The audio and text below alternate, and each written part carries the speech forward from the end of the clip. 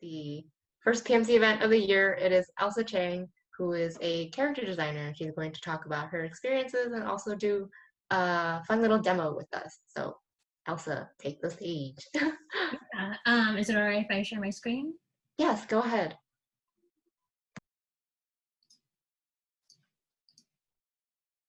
Okay, it says it's disabled. Let me allow that. Try again.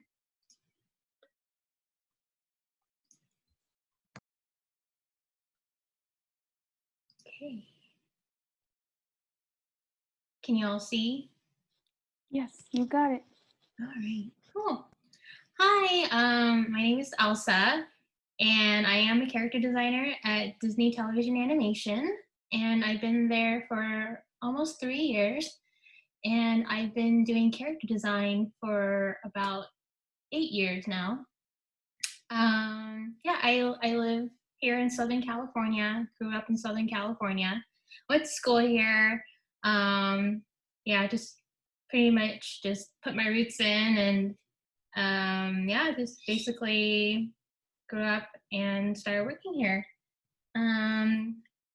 Yeah, I've always been interested in art ever since I was little. And yeah, my parents saw that, I loved doodling and asking them to draw stuff so I can see the process of, how to draw. And so they were very nurturing and encouraging, and they helped me kind of set my path up so that I can become an artist. I wasn't super sure what sort of artist I wanted to be. There was a lot of different routes that I wanted to take. But yeah, I have some work to show, and I'll talk about, kind of where I started from, what school I went to, some of my personal work, and some of the things that I did in working in animation, some production work. So yeah, so this is a portrait of me, and then you can see a picture of me holding my bird. His name is Henry. He's a cockatiel. I like drawing him a lot, and he keeps me company. I love animals, so you'll see like a lot of my personal work has a lot of animals, and I guess that's just one of my inspirations. Along with art, I've always loved animals, watching documentaries and going out into the backyard and picking up rocks and looking at what's underneath. Like I would pick up earthworms and beetles, and I just like observe them really closely. I was super fascinated by animals. And so yeah, it's a popular subject of mine. So I started drawing very young age. The drawing on the left with the lady in a hat, I think was first grade. So I was 6 years old. And as you can see here, there's a cute and A+. That's what my first grade teacher graded me. She really liked it. And over here is an owl. I'm not sure what age I drew the owl at, but obviously very young. But I'm actually like kind of impressed that, it kind of resembled an owl, even though like there's like a nose, but then there's like mouth with teeth, but owls obviously don't have teeth. But the shape of it's got like the claws, and then just like some texture of the feathers, and then like the face area is a little less textured, kind of like, I think I was looking at like a barn owl or something. But yeah, as you can see, like at a very young age, I was drawing animals, and I was drawing cute girls, which is another, topic that I really like drawing. And so this is my high school work. I started getting into Photoshop maybe like my senior or junior year. was when I was first introduced to it. I went to Orange County High School of the Arts, and I was in the visual arts department or conservatory. So it's an art school, and you have to like take an entrance exam to get in. And it's basically from like 8 to 2 o'clock, a regular school. You have all your academics, PE and everything. And then from 2 o'clock to I think 5 o'clock, you have conservatory classes.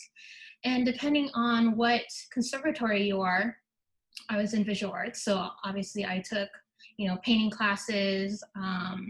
There's like sculpture, printmaking, figure drawing. If you're in like the dance conservatory, you would do dance. And there's also like musical theater, classical dance, production design, film and TV, etc. So I was able to be really creative in high school, because I have that like the access to it. I drew a lot of like fairies and whimsical like cute girls and stuff like that. This middle section here is my senior portfolio. So I wanted to do children's book illustration. A lot of like the illustrators that I looked up to were watercolor artists. So typically that was like mostly what medium that I worked in. And I wanted to, do some like fun storybook illustrations. So I picked like Little Red Riding Hood, Alice in Wonderland, Little Miss Muppet, and I would do my own little take on it. And here in the lower section here is when I kind of first started playing around with Photoshop. And I think I got like my first tablet like senior year, and then it just started like practicing working digitally. So yeah, I was, when it came down to applying for colleges, I think I only applied to a few schools, and I was mainly interested in illustration, with a focus on children's book illustration or editorial. And I wasn't even thinking about animation as a possible career for me. So like I didn't apply to CalArts or anything, like, because it's just I didn't really understand, or I didn't know how to even like go down that path. Like I knew I didn't want to be an animator. I didn't want to do 2D animation or 3D animation, but I knew that I wanted to illustrate and draw and design. But at the time, for me, I just thought maybe children's book illustration was the best route for me. So I put my portfolio together and applied to several schools, and one of them was Art Center, and that is the one that I attended. And my major was illustration. And here's just a little closer art, but closer look at the work that I did in high school. Yeah, I really like that big giant spider. Oh, I was super into horses. I still am into horses. That's another portfolio piece that I did. And so this is college work here. So I think, the first 2 years of college, it was a lot of fundamental classes, taking perspective, figure drawing, life painting, stuff like that. And I was still kind of trying to figure out what I wanted to do. I think it was like maybe the third or fourth semester that I found out, or I learned that there's classes that are geared towards animation, or like concept art visual development for animation. and that was the entertainment arts track at Art Center. And that kind of melded, the two things that I really liked, which was I enjoyed animation, but I also really liked the design and illustration side of it. So yeah, that was, I started to, go down that track. And these are some of the classes that I took to kind of strengthen my draftsmanship skills. A lot of observing, life drawing, technical sketching, plein air painting. And then, this is my graduating portfolio. That's when I started to get a little more creative, whimsical, kind of really just more exaggerated drawings and shapes and designs. So yeah, I wanted to get into visual development, and it seemed like a very vague kind of, or just very broad, like position. They're kind of like jacks of all trades, there's character design, background painting, location layout, costume design, all of that just kind of put together and grouped under visual development.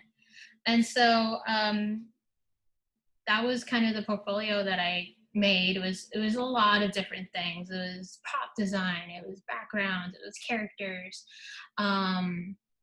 It was like you opened up an art of book, and like you could see like everything of every section, every chapter of the book. You got characters, you have like texture design and stuff like that. It's just like kind of just all over the place.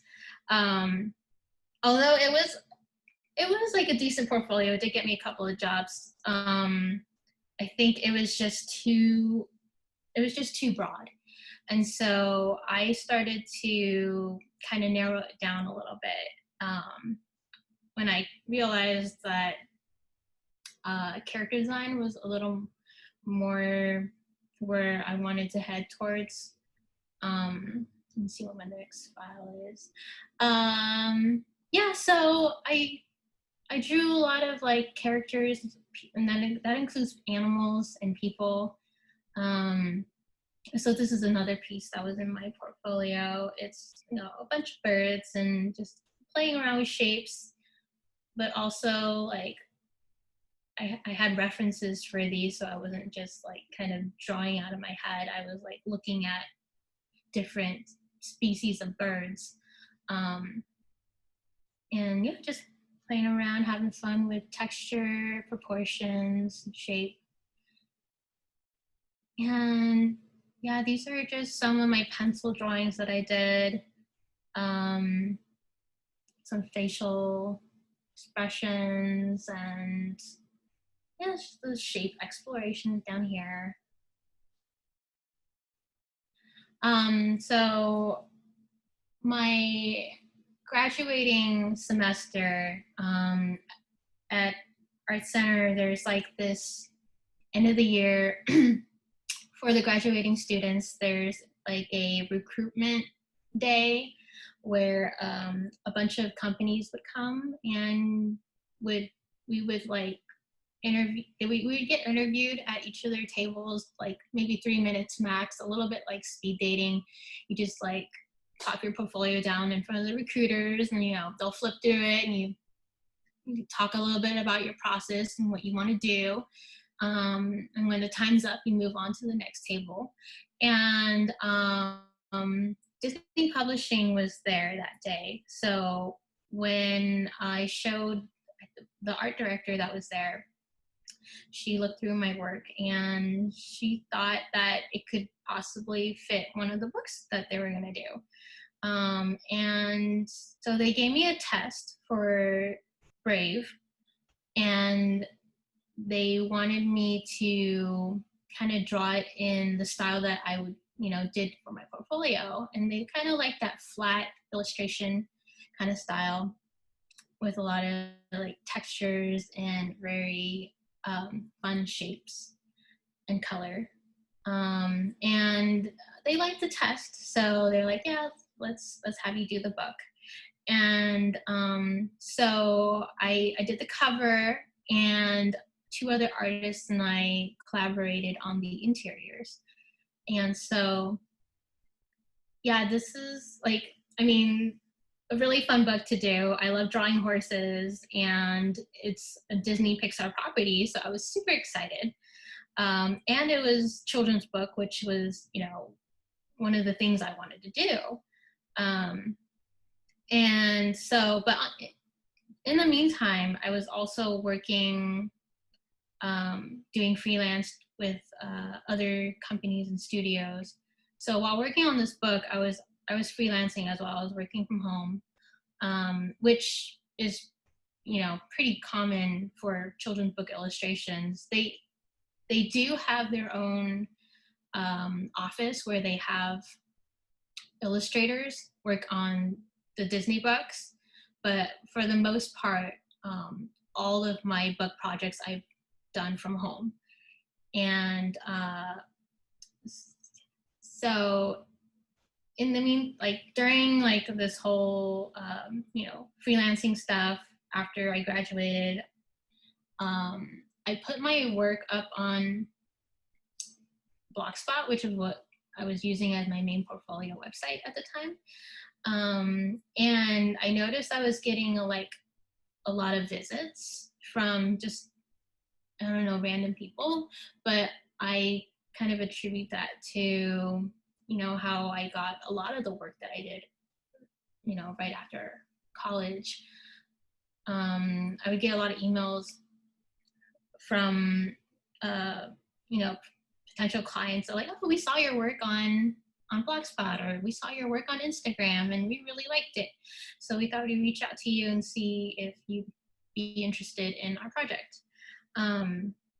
So that's like something I feel like was, you know, it's super important to put your art out there, especially like your best work, just kind of, you know, whether it's Instagram or Tumblr, and then have like a way to contact you like through an email, like listed on it as well. And you'll, you never know who could be looking at your work. So they could potentially reach out to you, and it could be a really awesome project. And so one of the other things that I worked on, well, these are a couple of studios that I worked at throughout like my 8 years of my career. The next one being Disney Interactive. And I freelanced with them on and off for maybe like a year and a half. And at the time they were working on like an online game where you can like create an avatar and you can dress up your avatar like a Disney character, and you can make like in-game money and go shopping and stuff like that, buy pets or whatever. So I was working on that for a bit, and this was a lot of fun because this was like around the time where Disney bounding was really taking off. And if you don't know what that is, it's just taking a Disney character, like their clothes, the color palette and stuff, and just making it more casual and more modern, and just wearing it as if like it's an everyday look. And so I got to draw some of the Disney princesses kind of in casual wear. And so I was freelancing for Disney Interactive. I did work for Disney Publishing. I also did freelance character design work for Disney Junior on a couple of properties and Disney Toons. But I wanted to like try and get like a more steady job somewhere. So I started, I revisited my portfolio. I scrapped a bunch of stuff and I put in some new work. See if this is, oh, but okay. Well, this is the work that I did for Disney Toons. So they were working on, this is for Tinkerbell and the Never Beast. And then they had reached out to me because they wanted one of their characters to be designed. And these are the Scout Fairies. So I submitted like, a bunch of different fairies, different haircuts and personalities. I think they wanted someone who was kind of like a little bit stern, like she was like a leader, like no nonsense sort of character. So I submitted like a couple dozens of drawings, and they ended up liking this one. And you can see my sketch on the left, and then their finished render painting on the right. So they stuck like pretty closely to what I had sketched initially. But yeah, I think this project was it was very temporary. I think it was only like maybe 2 months, maybe a month. I handed in the sketch, and then they did what they did with it. Like I had no idea and no say of what goes on after I submit it. So they pick they already had all their color palettes picked out. And, but I mean, I'm glad they stick pretty closely to what I originally had. So this is my the second portfolio that I made after graduating, and I kind of wanted to get back to visual development a little bit, because like character design was just it's a lot of fun, but it's also incredibly competitive. And I mean, so is visual development, but I just wanted to kind of try my hand at it again. And so I really do enjoy painting and designing other things other than characters. So I picked the project to do and kind of did my own adaptation on it. So this is the Little Red Riding Hood, and I set it in Romania. In the time period like 1950s. So I did a lot of research and looked at a lot of images on the type of environment that 1950s Romania would look like, the appropriate attire, even like landscape of a more rural area of Romania. What would it look like? There's certain trees and foliage that exist there that maybe does not exist in other parts of Europe, North America. So yeah, it's just a lot of researching and referencing, and then from there I started sketching, designing Red, and I wanted her to be like kind of just like a book nerd, and she's like really smart, and like just an all around character with a good head on her shoulders. And then grandma, I wanted her to have like a lot of round shapes and curves. She's a very warm, loving person, and I wanted to express that in the designs. And in my portfolio, I did like include a couple of these little tidbits here, just like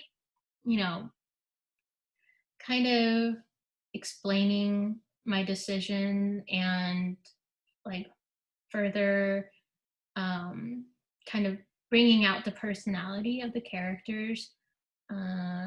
Yeah, and I did a turnaround over here. And this was all done in with graphite, so it was all traditional. And here's some more character designs, and I did like an interior design of their wagon that they live in, their caravan, and just some texture call outs just to like, be a little more detailed and kind of show that what my process is and like how I would want the finish to look. And I also included some really rough sketches here of just character moments. How do they interact with other characters, or what do they do in their day-to-day life, just exploring their personality a little bit. Like grandma, she likes to paint eggs, and that's probably maybe her main source of income. She sells them, and while she's doing that, Red is helping her cook and clean, going out and gathering herbs and flowers and stuff, and just kind of playing around with what sort of personality the characters have. And then I drew the hunter here. He's not like in the story a whole lot. He kind of just shows up, shoots the wolf, and that's pretty much it. So I didn't explore him as much, but I made him kind of like a mysterious, very stern person. You can't even see his eyes. And he has like a very like coiffed mustache. But yeah, he was a lot of fun. Here's the wolf. I tried to like incorporate a lot of like angles and points to it to kind of offset the shapes that it kind of juxtapose of Red and grandma. And so I think I have the lineup here.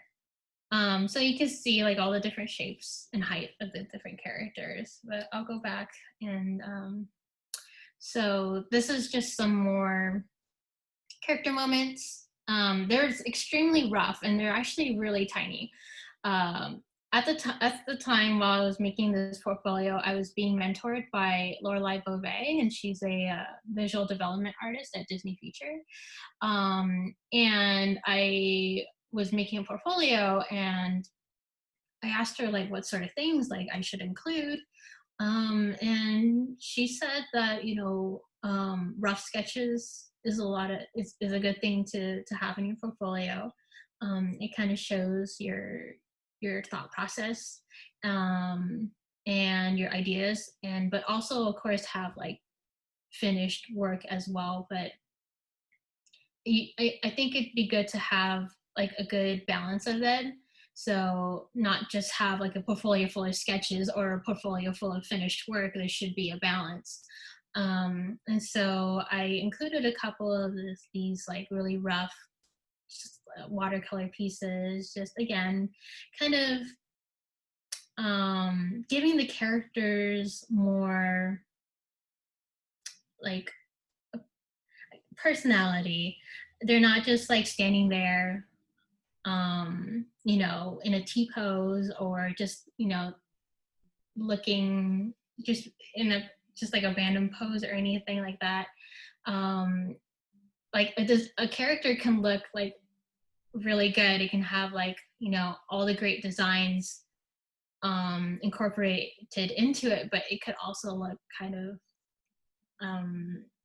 just like uninteresting if there's no personality behind it. And a lot of studios, when you're like if you want to get hired as a character designer, you should be able to show not only like really good draftsmanship, being able to draw characters really well, but also show the personality of them. And so like little sketches like these, I think really help, and they don't have to be so clean and tight.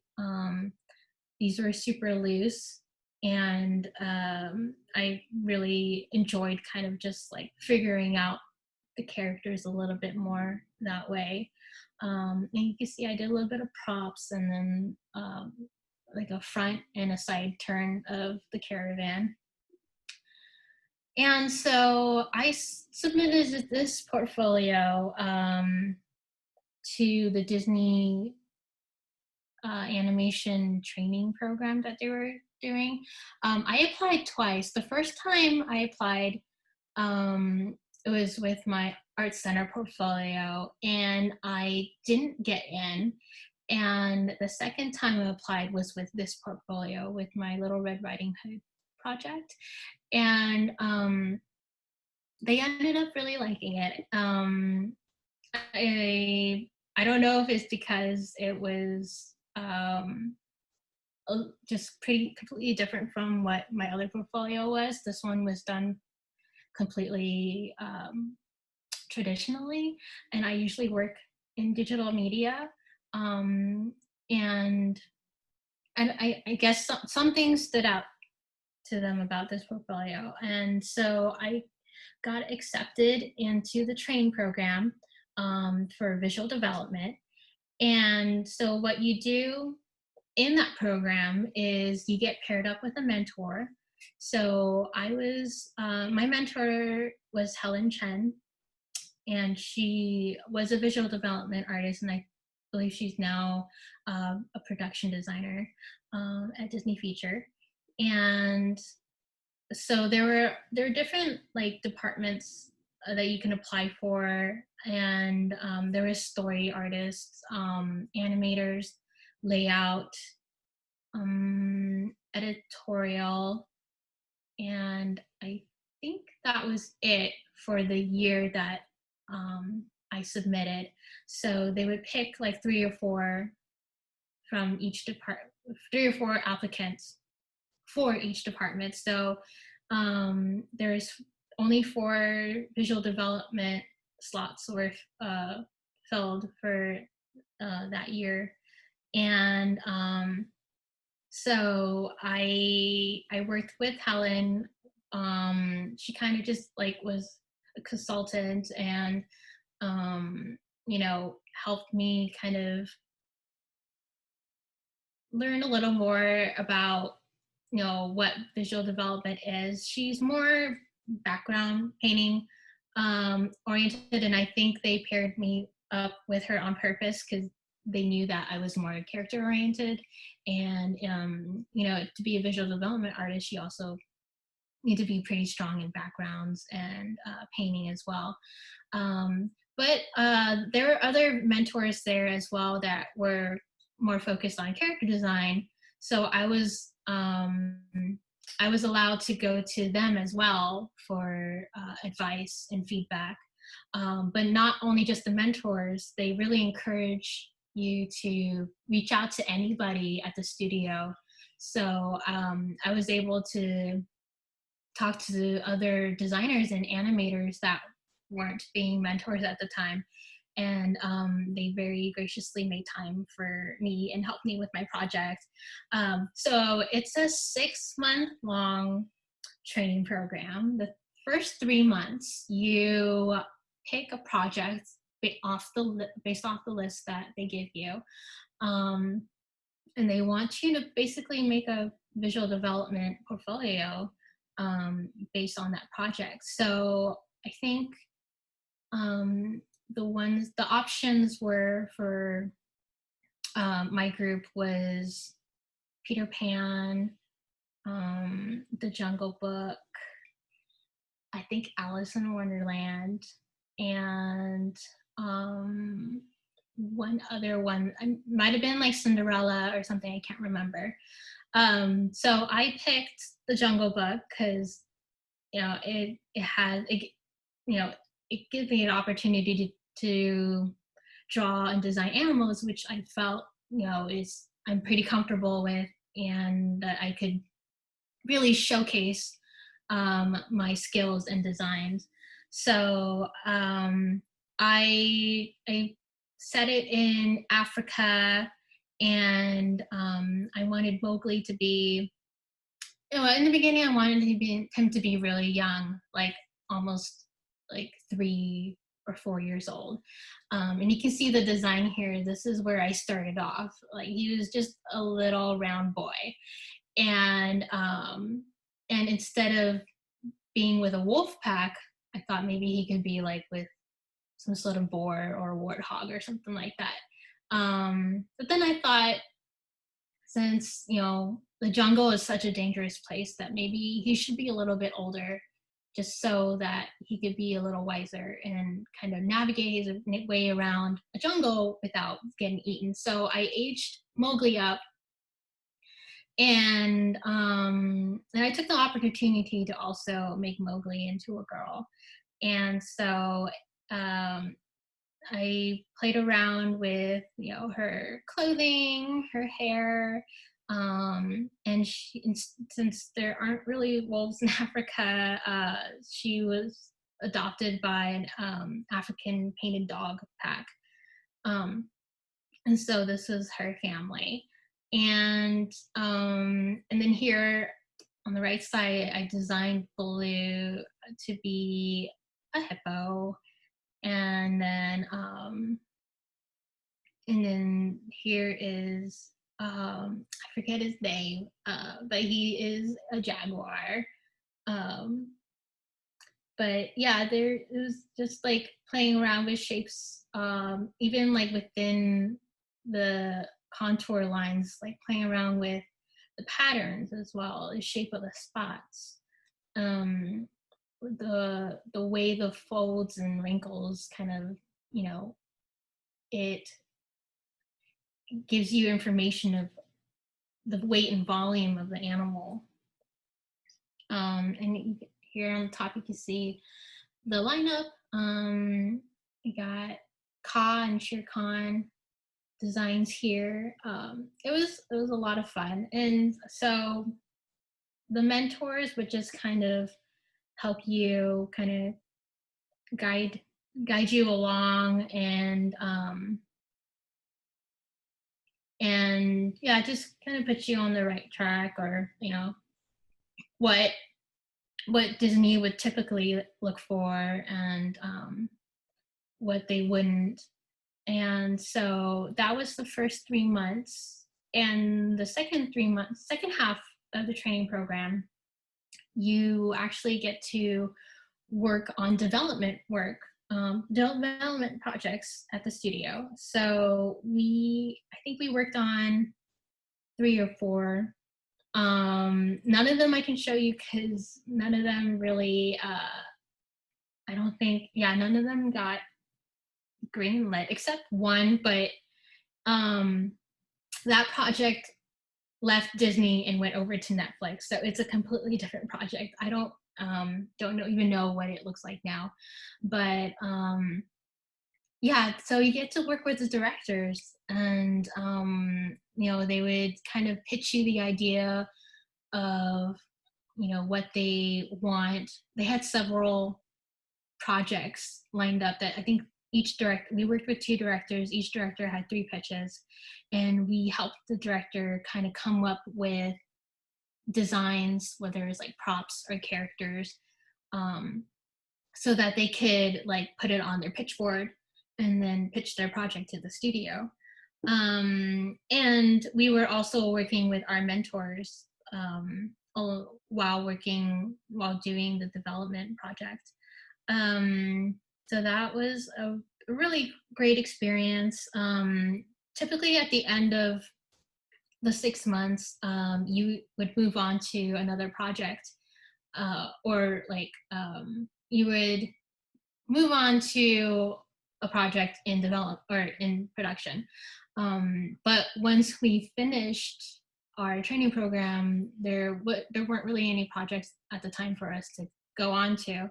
So I went back to Disney Toons, and I worked on a project that is now called Raya at Disney Feature. So that project moved from Disney Toons to Disney Feature, and again, is probably completely different from when I was working on it. And after that, I went over to Sony, and I got the Sony position through actually an Art Center classmate. We graduated at the same time. His name's Aaron Spurgeon, and he does background paintings and art productions. And he was at Sony working on Cloudy with a Chance of Meatballs 2. And I think he was probably going to roll off it pretty soon. And there was a project looking for a character designer, and he suggested my work. And they viewed it and they liked it, and I got hired onto a project at Sony. And that was Popeye, which is now a shelved project, unfortunately. A lot that happens a lot in animation. You work on something and it gets shelved and never sees the light of day. So I got to work with Gendy on this, and it was a lot of fun. It like I think it might be on YouTube. You can look up like Popeye Sony, and I had an animation test, and it was absolutely gorgeous.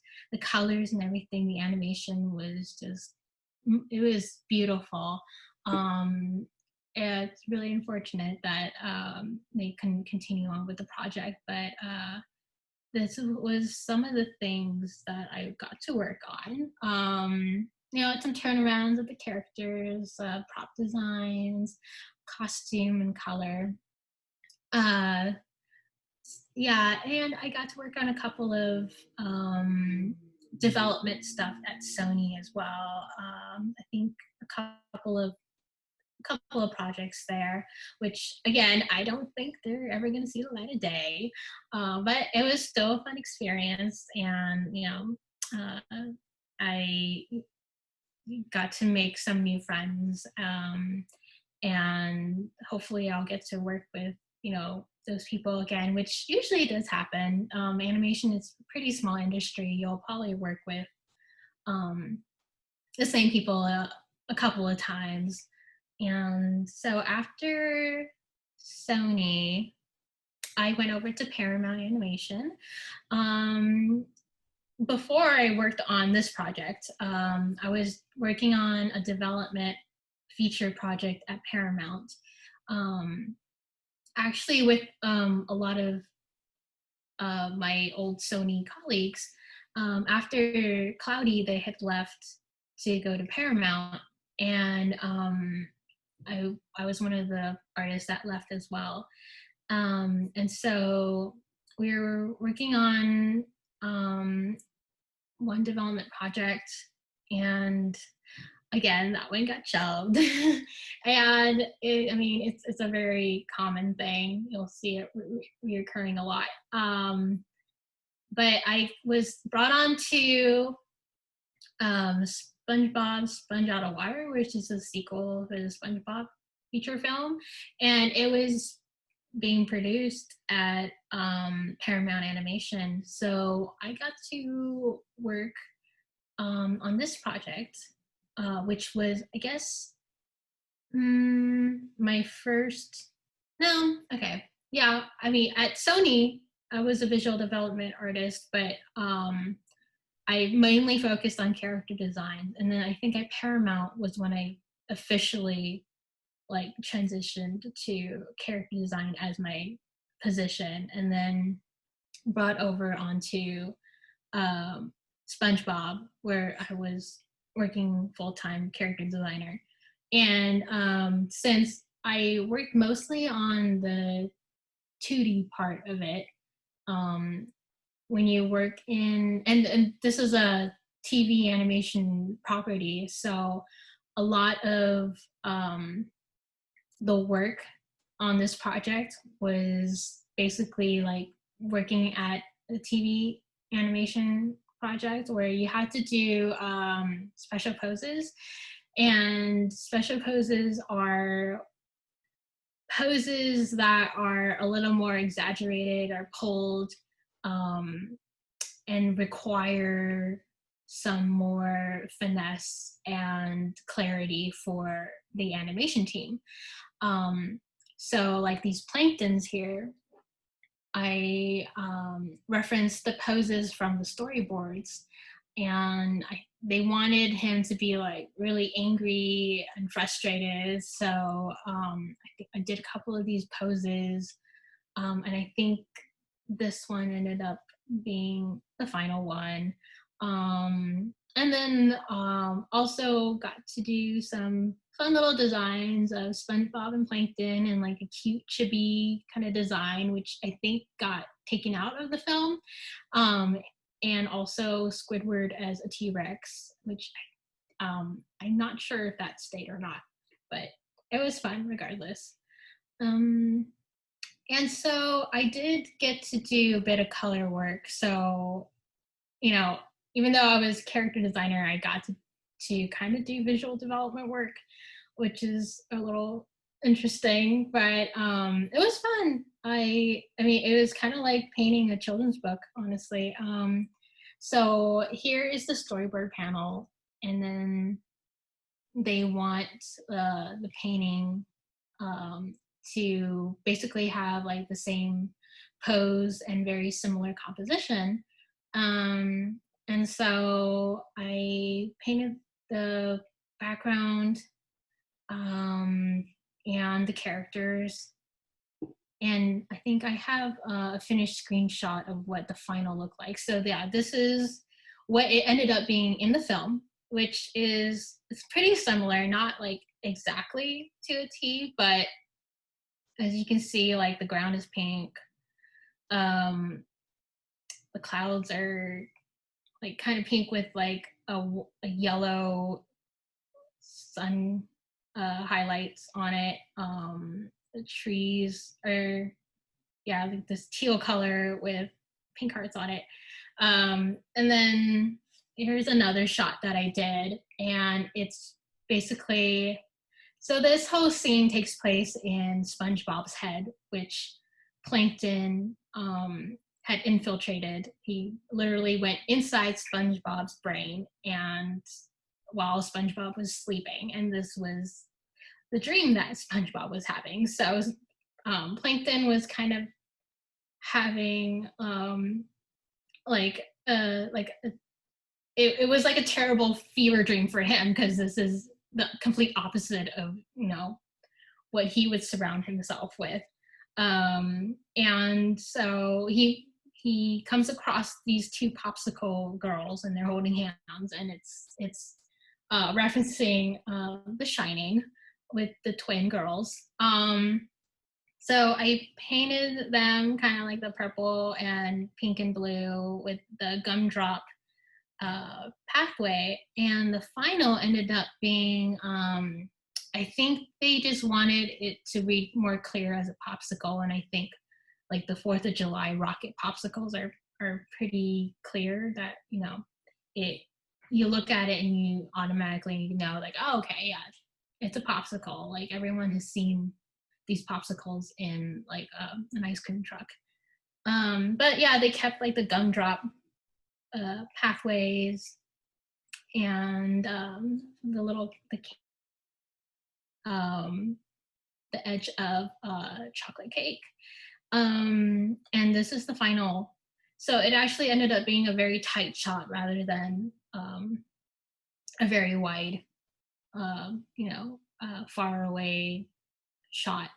But I actually just noticed this the other day, but they included the texture brush that I was using. It's incredibly textured. Like I was using a lot of like very chalky brushes, and a lot of like spotty like noise of film like that. And after, okay, I think this is one of the other shots that I did. But after Paramount, I went over to Nickelodeon. And as a character designer, I was working on a preschool show called Shimmer and Shine. And it was the first season back when they were still like 2D. I believe it's the latest seasons are CG now. But so I got to do some special poses for that project. And so they needed, if a character is like lying down on the ground or flying up in the air in some kind of like extreme angle or something, that would be considered a special pose. So you would draw the character on model, and so that it can be, so when that it ships over to the animation studio, which a lot of animation, like 2D animation, is now done overseas, usually in Canada.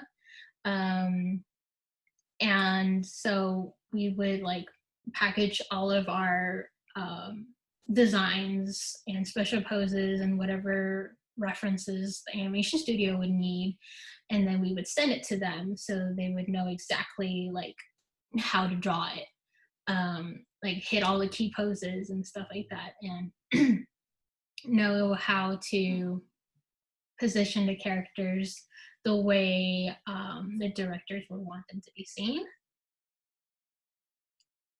And after Nickelodeon, I think I was at Nickelodeon for a few months, and then I jumped over to Dreamworks Television, and I got to work on the TV series for Crudes, and so this was called The Dawn of the Crudes. It's actually a Netflix series, which like most projects these days, TV series projects are usually made for streaming platforms.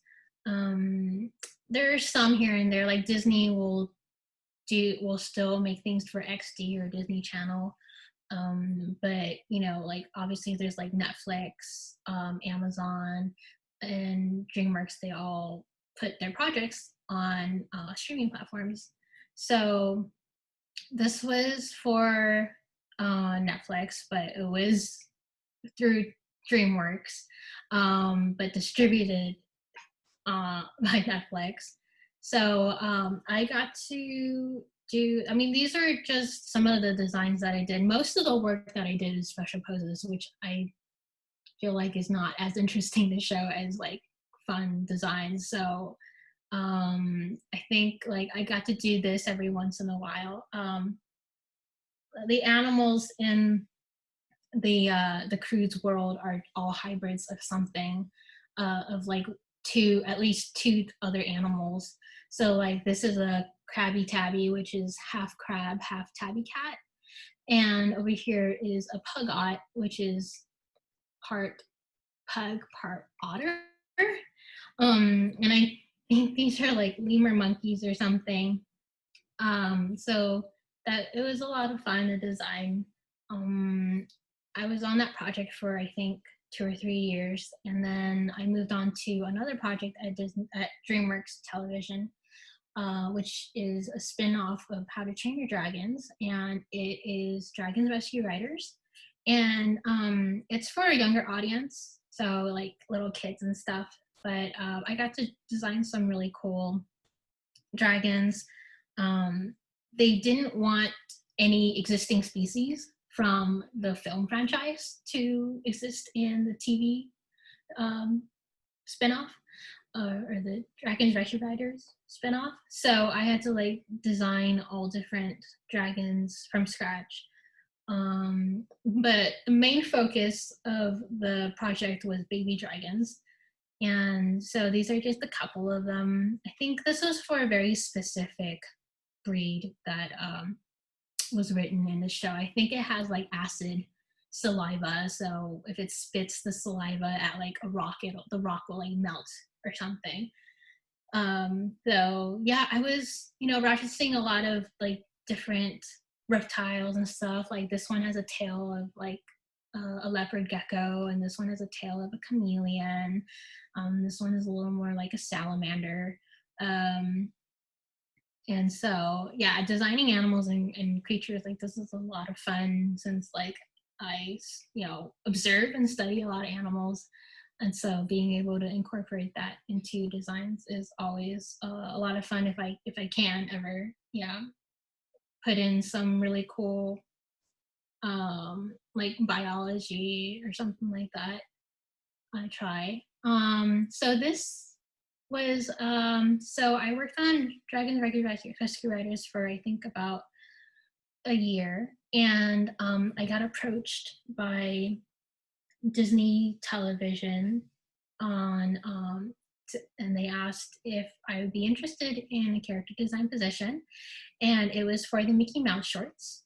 And so they sent me a test, and that's what most studios will do, is that if they're interested in you, before they hire you, they send you a test. So if you were a background painter or background layout artist, they would give you a test to see if you can paint a background in the style of the show.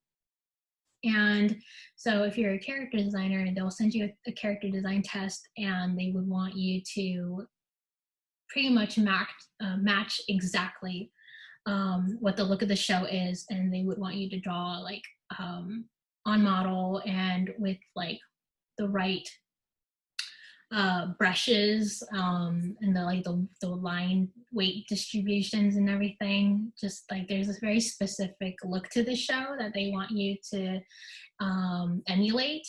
And so this was the test I was sent. So these two black drawings here were the storyboard panels, and they wanted me to do like finished special pose drawings.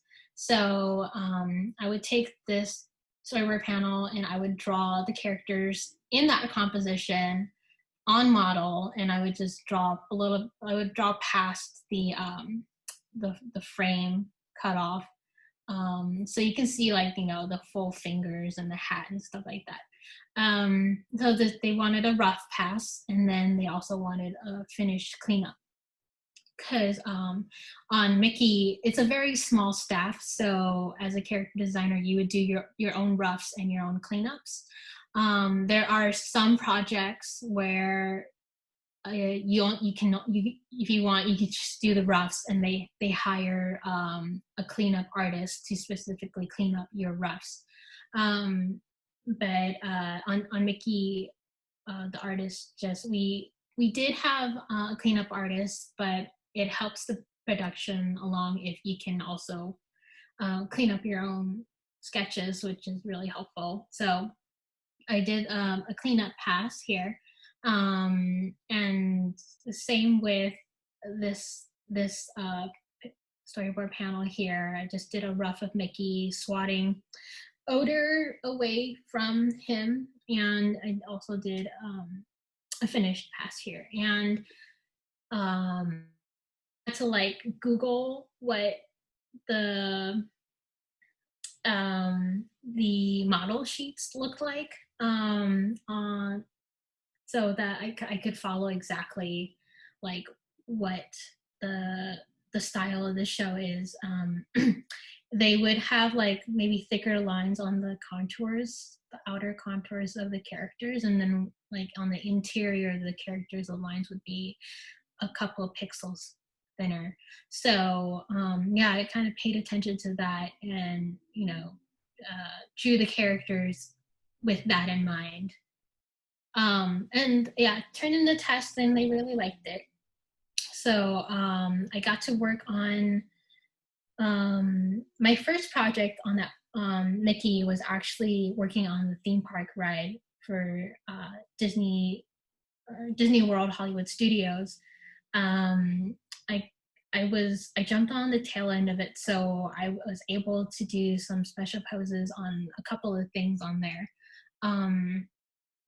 And I worked on that for just a tiny bit, and then I got to do like one episode of season 4, and then they hired me to do work on season 5. So I got to do a little bit of other things as well. So these are the special poses for the Mickey Mouse shorts. So this is basically what you would like an assignment would look like that you would turn in. You would have a thumbnail of the storyboard panel, which sometimes they're super rough and sometimes they're pretty tight. I think I picked some of the more tighter ones. And, you know, it depends on the story artist and the director. Some of them will work super rough to the point where it's just like stick figures almost. I'm not saying they would draw in stick figures, but it's just like, it's so simplified, but you still know what character it was. And then some artists would just work pretty tight. But even if it is tight, they would still need some finessing and some more clarity to the design and the pose. So for like this chariot here, this horse, it just kind of made the horse a little more anatomically correct, you know, keeping Mickey and Minnie on model, and then kind of giving a more like a clear drawing of how the bridle or the reins is attached to the bridle, that is, and then how it holds in Mickey's hand. And yeah, just drawing like the characters running into each other, like what would they look like. There'd be like some squash and stretch, and then kind of reference off of the storyboard of how exaggerated it should be. And sometimes the directors want it to be even more exaggerated, so sometimes I'll let you know that. But yeah, I think like the most fun is when I get to just like draw the animals. And so yeah, these two panels were from the short So Far He's So Good. Mickey and Minnie, they go to Africa and they're on a safari tour and they meet a bunch of these wild African animals, and so that was a lot of fun to do that. And this is turnarounds. So along with special poses, a 2D character designer or for a TV series, one of their tasks is to do turnarounds. So these are like incidental characters, which is they're not main characters, and they probably only show up once or twice, but they would still need a turnaround, so animators would know you know, what they look like in different positions and poses. And so this little baby pig is Mickey's pet pig, and this dog here is Minnie's dog, Fifi. So, and she exists in like the old cartoons, but we just kind of modernized her and put her into the style of the Mickey shorts. So she's a little, you know, her head is a little rounder, her muzzle is a little, you know, cute and compact. And yeah, but she still kind of has like the look of the original design as well. You know, short little legs is kind of, and her round paws and her very high fluffy tail, and her I believe she's a Pekingese, so she has these big fluffy ears. And so whenever a character is in a different costume for a majority of an episode, they would need turnarounds of their different attire. So this episode, Mickey, Minnie, Donald, and Daisy, they have like a tennis match, and so they're wearing tennis attire. And so they would need like a redressing of the characters. So like Mickey's shoes are slightly different from Minnie's, and she has a skirt, and their tops are similar but a little bit different. So yeah, sometimes that will be needed. And then I got to work on DuckTales for a little bit. And this is like a good example of some rougher storyboards. So as you can see, it's this one is pretty rough. It's just a circle and some lines for eyes, eyebrows, and a mouth. And I have to take that pose and put it on model. And their DuckTales is very particular with their line weight, and they have a very specific. Some shows have very specific brushes that they want you to use. And DuckTales, yeah, they gave me like a list of their brushes, and they'll let you know like what sort of width they want you to draw in, like maybe 10 pixels or something like that is like a good kind of weight that they would want the heaviest line to be. And so, yeah, basically just taking the storyboard panels and then putting them on character.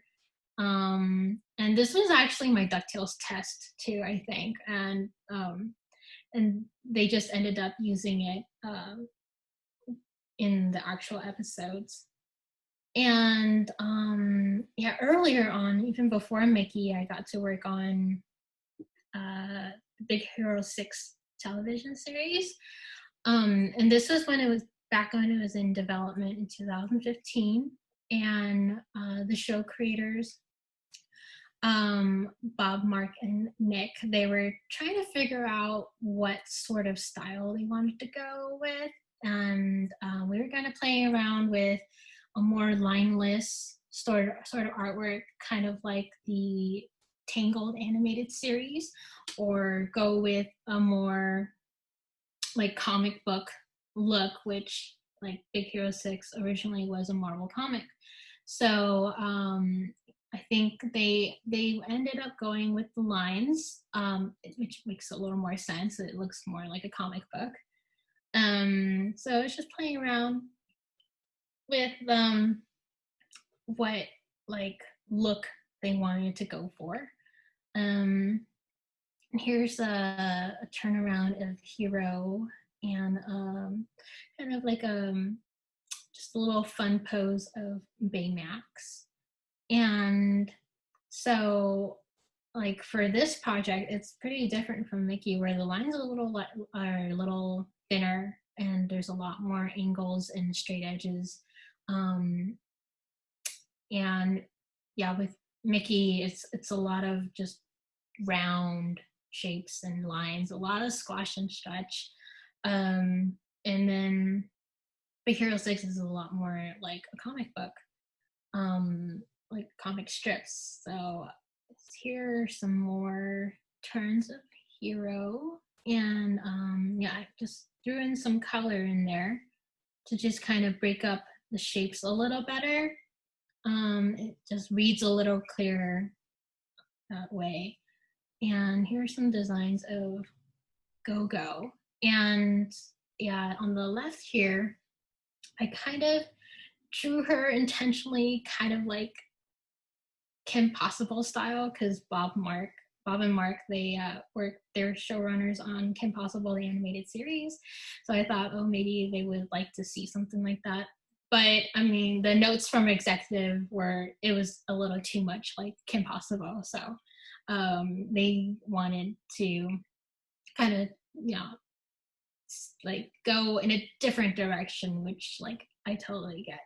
And again, here is back when trying to figure out whether lineless was the way to go. And so I also do children's books every once in a while as freelance on the side. So I'll work like 9 to 5 doing character designs, and then after work and on the weekends I do children's book. So this was my first little golden book, and when I got approached to do it, I was super excited. Like it's like one of those publishing companies books that everyone knows and has had in their house. And so I was super excited and really honored to do one of my own. And so Illuminations, I guess they're looking to do a little golden book. So they had the publishing company reach out to me, and I did a test for this one. And yeah, they ended up liking it. So yeah, moved on to the rest of the book. And I worked on this, same with the Brave book. I worked on these before the movie came out. So I had like only what they sent me to go off of. So like I got sent like really rough like 3D models and layouts, not color, they're all grayscale. And so some of the things I just had to like kind of just put in the colors myself, and it'll like, oh, I think it'll work. It's a farmland, so there's a lot of green, so and blue skies. So I think like, you know, I don't need like exact. It doesn't need to match exactly to the film. But I think it turned out pretty good. Like I made the book and then I watched the movie afterwards. Like, oh yeah, okay, that like kind of looks like what I drew. Not exactly the same color palette, but gets the point across. And I also got to work on the Despicable Me Little Golden Book. So this one, the movie had already come out like years ago. I think I don't know, like 5 or 6 years ago, maybe.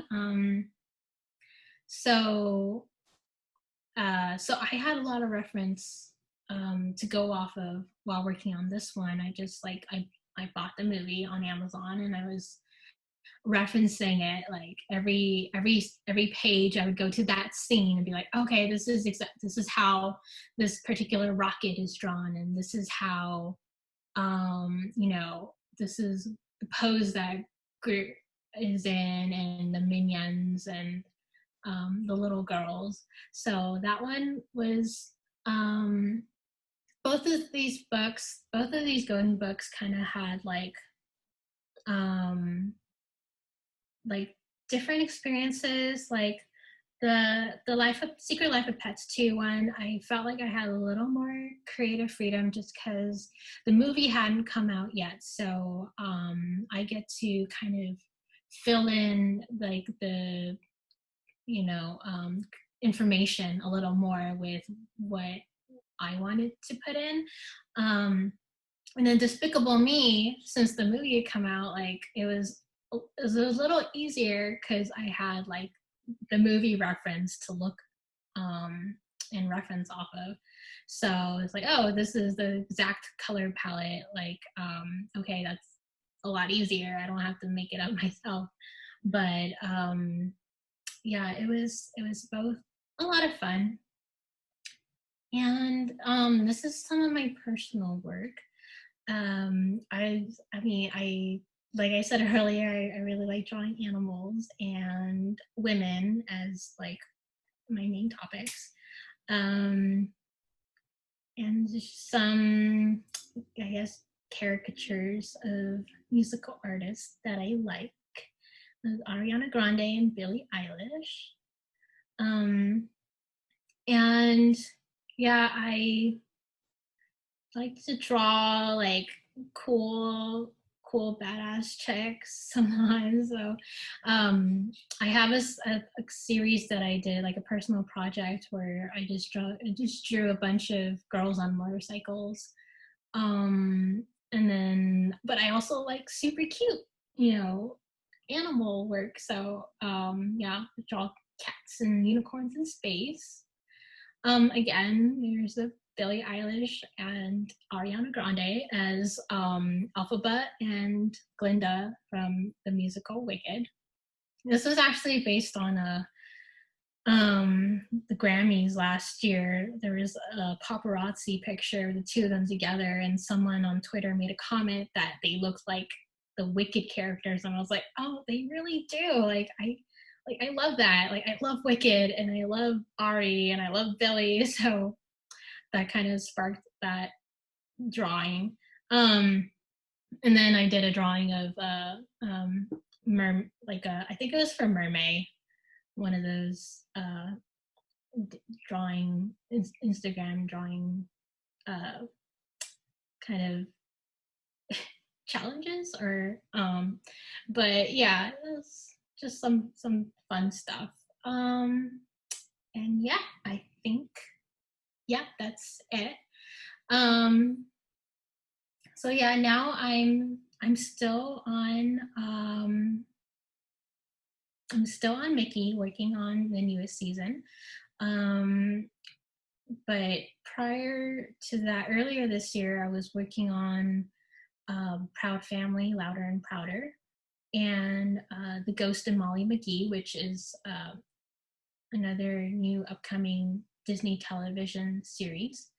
So got to work with a lot of cool and really fun teams, and so I've had nothing but good experiences, mostly good experiences so far in this industry. But yeah, everyone's super nice, and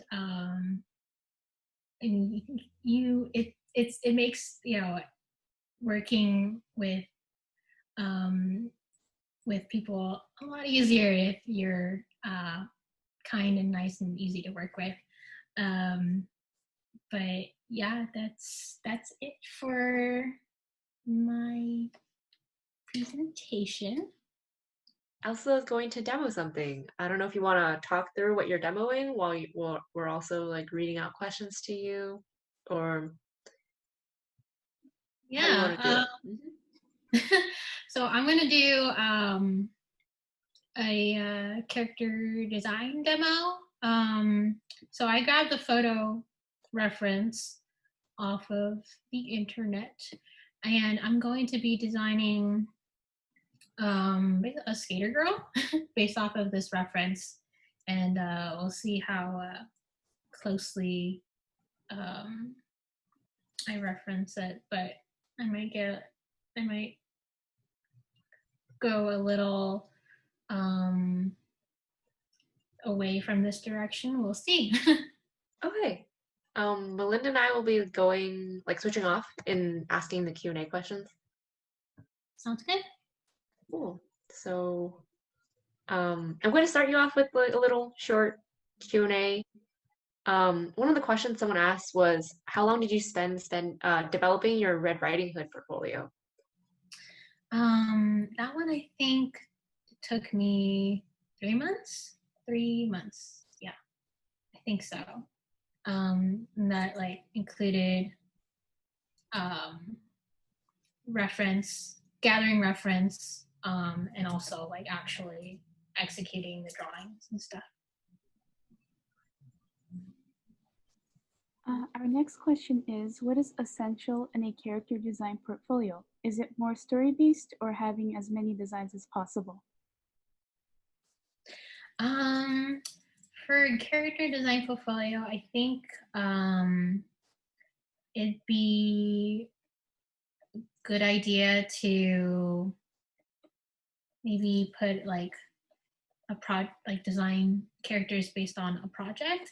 You can design you can put like observational kind of sketches in there, but like, you know, fashion design or whatever. But I think the most important, like that does kind of show your skill of you're able to like design costumes and draw people. But I think what they want to see is if you can put like a personality to the characters. At least that's like something that I've heard from recruiters of what they want to see in character design portfolios.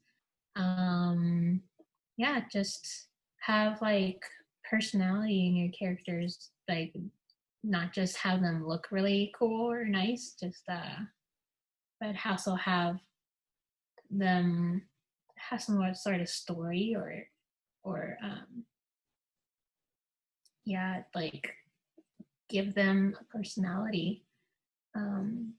I think that's important, and also drawing animals, because you never know if you're going to be asked to design like a tiger or a dragon, and like if you don't know how to draw a tiger or you know, like a reptilian animal, then you're gonna have a hard time with that. So learn, like do observational drawings of animals. That's like one way to learn how to draw people and animals, is just to observe them. So yeah, like, and yeah, character design portfolio, have it be very focused. Like don't include any of your like prop design or anything like that. It's very like specific. Make it just cater to character design. And then yeah, have characters, you know, interacting with other characters, have a story. And not just them like standing and posing next to each other. Yeah, give them some sort of like life. I think that would really kind of resonate with people a little more than just a pretty picture. So yeah, that's my answer. Just gonna do I do several passes over my sketches. If I don't like the first one, I'll just like go over it and kind of plus or improve it any way I can.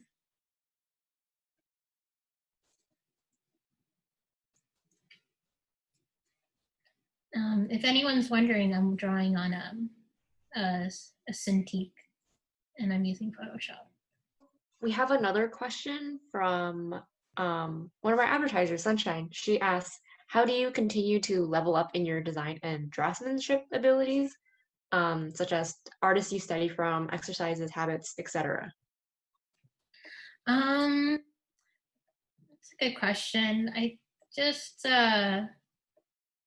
I guess it seems, I don't know how helpful this answer is, but it's just to draw more and just like, you know, if you have an idea in your head, just like draw it out. And if you end up not liking it, you know, figure out what it is that you don't like and try to improve upon it. And I honestly feel like that's how I improve over the years, is, you know, I just draw a lot, you know, just like art vomit, and then I'll just like not look at it for a little while, and then I'll go back and take a look at it, like, oh, you know, I could do this better, or that proportion looks weird, I could totally improve it this way. And I think that just you know, comes from just years of, you know, just observing and just a lot of drawing, a little pencil mileage. And I think that can help you improve. I know, like, probably 5 years from now, I'll probably look back on the art that I do now and be like, oh, that's like, I could do better. Like, I know how to improve on it now. And that's just, you know, through a lot of drawing and also like, yeah, observing life observational sketches and you know, watching movies and looking at other inspirations and stuff. But I hope that answered the question. Definitely. Thank you so much. So our next question is, does one have to adjust their art style a bit depending on the project they're working on to fit the style of the show more? For example, your Tinkerbell character designs compared to the ones you're showing now. I'm assuming they're referencing like your personal work. I think it depends on if it's for like a CG or a 2D project. With like 2D, you definitely have to hit the style exactly, because what you draw on the board is basically what's going to be seen on screen. And then with projects like a CG series or a film, at least in like development, you get to play around with it a little more, and you can work in your own style. I mean, sometimes they hire you exactly for that, and then, or like in my case with Mickey, they either saw my portfolio or my own personal work, and they thought, oh, like she can probably draw in the Mickey style. And to really like affirm that, they send you a test. And if you can, hit the style, then you're likely going to be hired. So of a lot of adapting when it comes to 2D or TV series projects mainly. But yeah, like Big Hero is completely different from Mickey, and Mickey is completely different from Proud Family. So we need to be able to be very versatile. And sometimes, yeah, I've been on projects where they hire you because they like your own personal style. But you also need to be able to like draw, you need to be able to show like good draftsmanship as well. Because a style,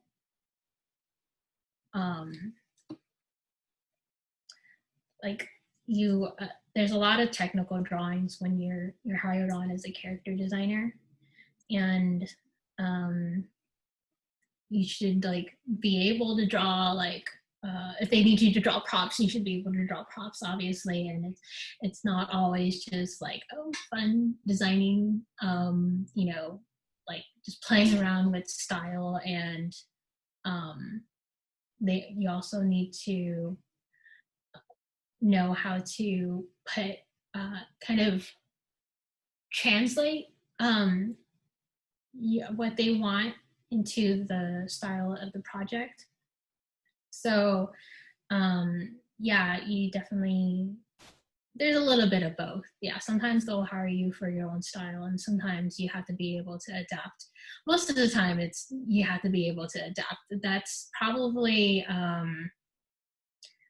the most, like, you'll get more security out of it, more stable jobs if you're able to adapt to the style, rather than just only drawing in your own style. I think it can only get you so far, maybe on a couple of projects, but if you can adapt to other projects, then you can just like do a lot of work and get to work on all sorts of things. Someone else also asked, have you written or conceptualized any specific stories for your original characters? I haven't, not really. I know friends who like have worked on their own graphic novels or comic books, like on their spare time, and are looking to get it published or self-published. I personally don't.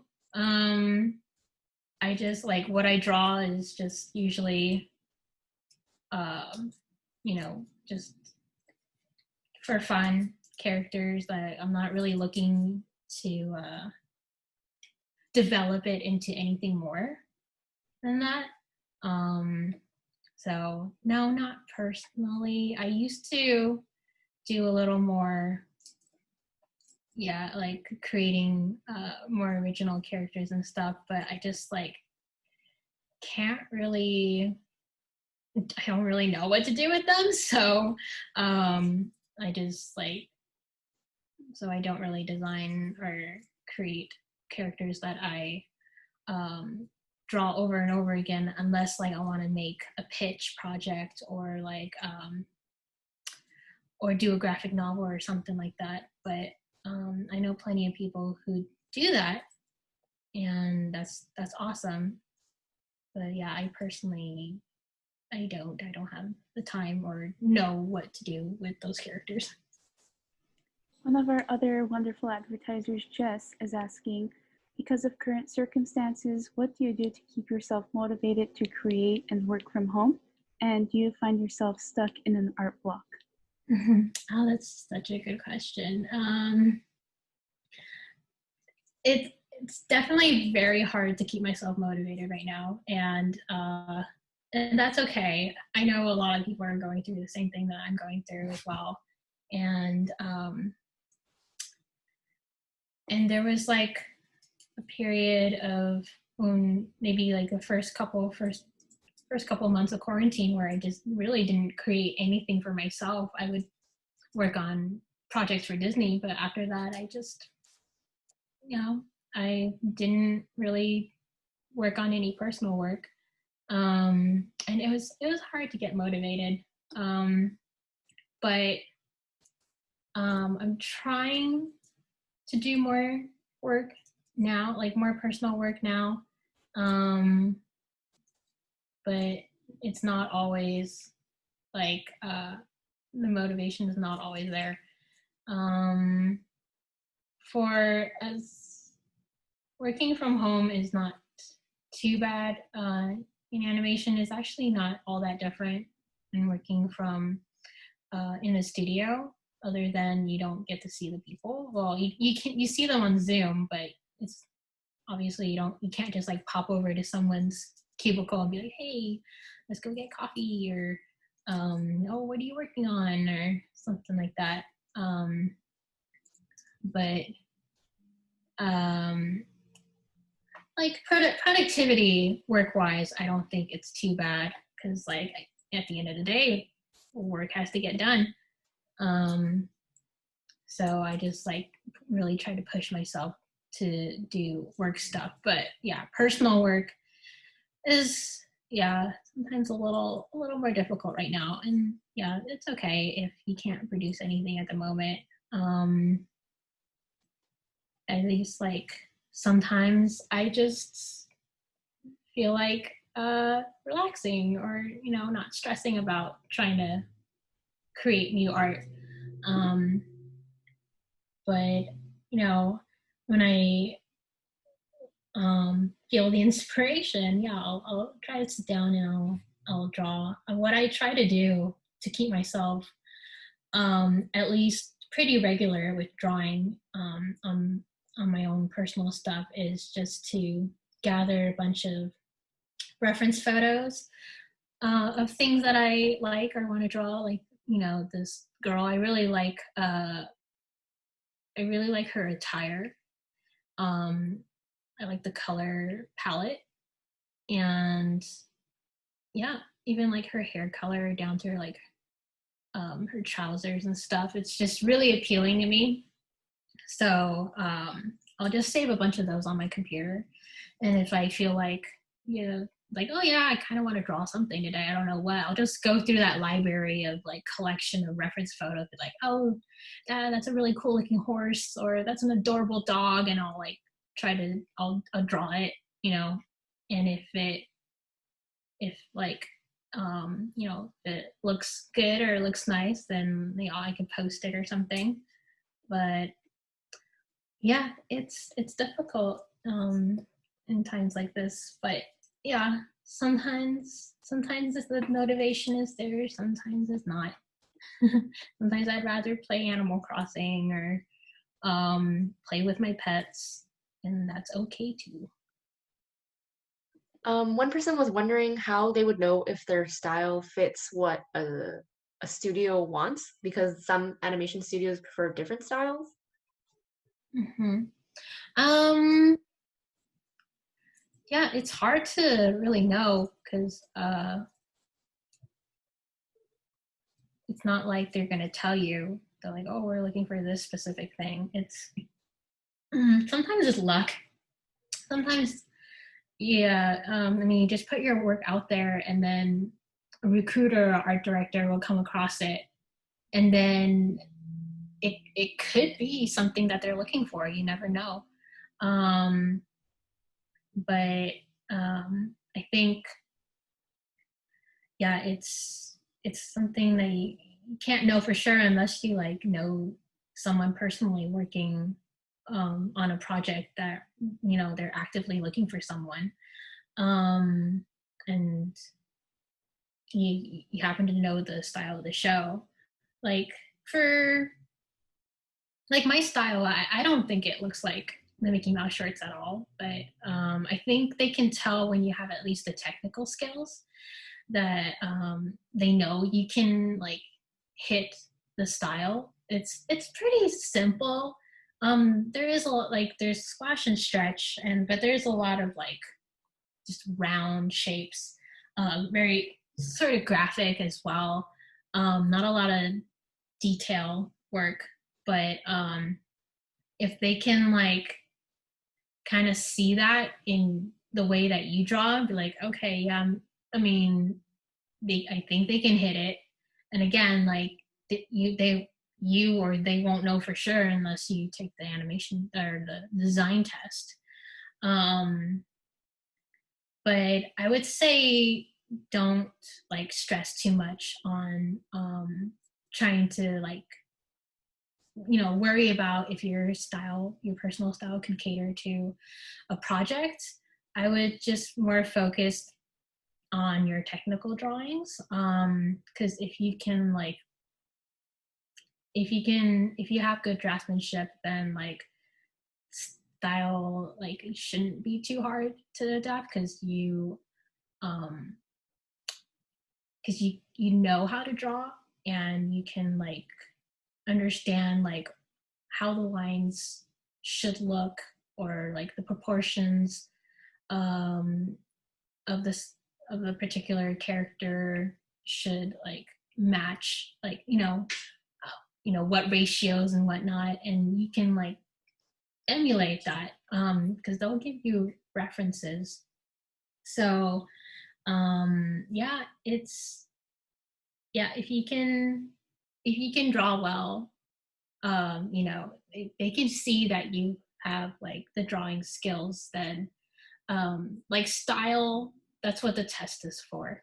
So I wouldn't focus too much or worry too much about like, oh, because like you're just gonna box yourself in if you're trying to like work for Pixar and you only draw in the Pixar style, and maybe that's not what they want. And so like, and that kind of doesn't, it might not necessarily open the doors for you for other studios as well that might want something different. They don't want to look like Pixar, or they want to try something else. So yeah, just like, I mean, do a variety of things. If you like the Legend of Korra style, draw some of that, and then maybe like do something completely different. Like Amphibia or the Owl House, and like draw something similar to that. Like it's good to be really versatile as a designer in animation, because you'll be on a lot of different projects that require you to be able to adapt. So yeah, I would say focus on drawing technical drawing skills. Victoria is asking, what happens if you feel like you're not good enough like everyone else? If you can't feel confident and you feel insecure about your work, how can they handle that? Yeah, that I think that one's hard because it's like a personal struggle, and I feel that sometimes too. I think just they say like not to really like put yourself up against another artist, like don't compare yourself, which because like if you're comparing yourself to a top artist like Glenn Keane or someone, and you look at your art like, oh, there's no way I could be as good. Yeah, that that could definitely be a little hindering, and you might not feel motivated, but at the same time, know what the standard of the industry is, and where it's at, what like the best artists, what their work looks like, and kind of like know like what level you should be at. And I know it's hard, setting yourself up like and trying to be as good as someone who's like obviously one of the greatest artists in the industry. And there have been many times where I just felt like giving up or just like crying and like, oh, I'll never be as good as so and so. But just I don't just what I do is just like keep drawing. I know it seems like the most redundant answer you can get when it comes to stuff like that, but it really helped me. Also just looking and not comparing myself to these artists, but looking at these artists and knowing ways to improve my work and knowing what I can do to improve and get better. And it's okay if I never reach Glenn Keane level, because I never will reach Glenn Keane level. I know that. But I can still look to him for inspiration, be like, oh, wow, like he knows like anatomy so well, or he can draw this thing so fluidly. And I just kind of like take that and just apply it to my own work, to the best that I can. I mean, obviously I can never emulate what he does, but and I feel like there's some improvement in my work there when I look to other artists. But yeah, like I've totally been there. Like during college, a lot of self-doubt, wondering if like I'll ever be good enough for the industry and get hired for anything. But look, also like surround yourself with really encouraging peers, and having people look over your work and giving you like constructive criticism and stuff like that can also help you improve. And that's what I did a lot in school. Share your inspirations with your friends, and just keep drawing and keep finding things to like inspire you and try new things. If you're stuck on not you're trying to draw like a car and it's just not working, like if you don't get too frustrated, like move on to something else and then come back to it later. But yeah, just don't be so hard on yourself, because I know what that was like. And yeah, still like I don't like I know I'm not like the best artist, but I know that I'm good enough to stay in the industry and get work, at least for now. And you know, that comes from knowing what these studios want, like, well, at least what the standard is, how like how good they want the draftsmanship to be. So just don't beat yourself up. I'm sure we've all been there. A lot of people that I work with have been through it too. So it happens. I'm not sure if you saw chat, but Nicole Yang was like, "You the best," with the heart. Oh, love you, Nicole. Yeah, Nicole and I, we went to Art Center together. She was one of my classmates. But yeah, I keep in touch with a lot of my college friends, and I think that's one good thing that like I got out of college. Like obviously I learned how to draw from my professors, but like the friendships that I made, you know, like I still keep in touch with a lot of people. I work with a lot of people that were my classmates, so it's good. It's a valuable thing. So you know, just keep in touch with your peers. Yeah. Someone asked, what exactly do you mean by a special pose in visual development? Mm-hmm. So special pose only refers to character design work, and that's say like here's Mickey. I'm gonna draw. It's this really crude drawing of Mickey. I'm not even gonna.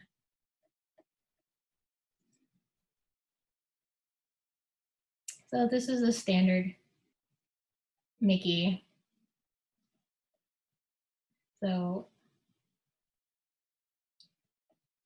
say there's a scene where like his ears pop off or something, like he's super surprised, and then it's like an extreme pose, like maybe even his legs kind of pop out of his body. So that would be a special pose because it's not the standard here. You know, like standard Mickey, what you see Mickey like on all the illustrations on marketing and stuff, or just when he's not doing a whole lot of action in the TV series. If it's something a little more exaggerated or special, then it's a special pose. And you have to take this drawing and put it on model. And so that when it gets sent to the animators, they know like, oh, the like, this is how far this is how far they want the ears to pop off. They don't want it to go here. They don't want it to go there. They want it to go exactly here. And same with the legs. It's like, oh, the leg is not all the way down here. It's not all the way here. It's exactly straight out to here. So those are special poses for character design work in 2D animation or TV series. We don't really, none of the shows are in 2D. The animators, they use a program called Harmony. And I think it's kind of like at least to my understanding, it's a little bit like Flash animation where there's like anchor points. I think it depends on the studios. Some of them do work that way, and then some studios can make the animation look extremely fluid, do a lot of squash and stretch. But yeah, that's special poses. It's basically taking the rough storyboard drawing and then drawing it on model. What is the hardest part of your job? Oh, what is the hardest part of my job?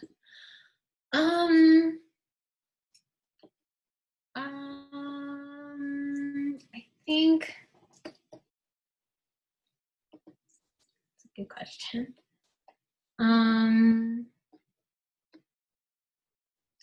think knowing exactly what the director wants, like obviously you can always ask them, but sometimes they're busy, so you just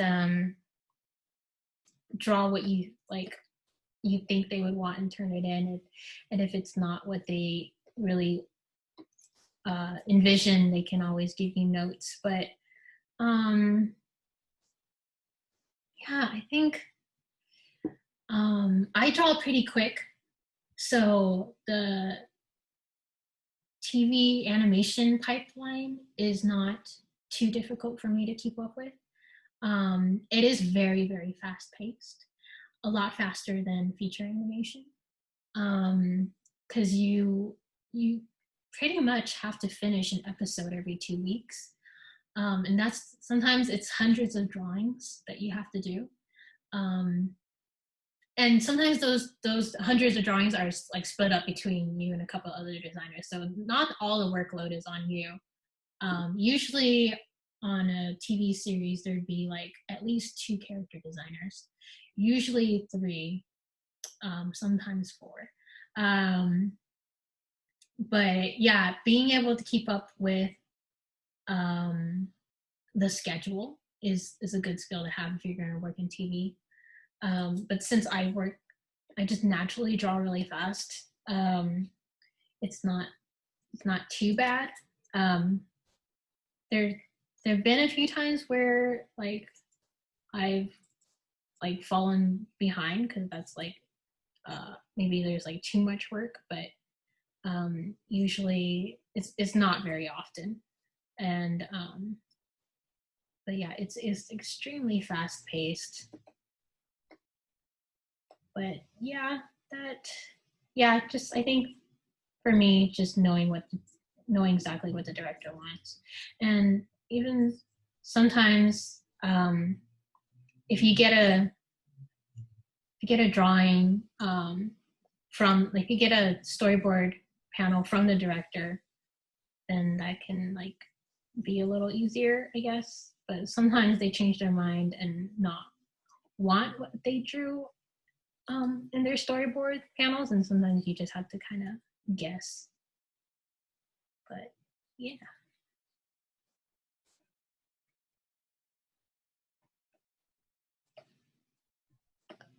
Claire asks, how do you balance different studio styles with your own style in a character design portfolio?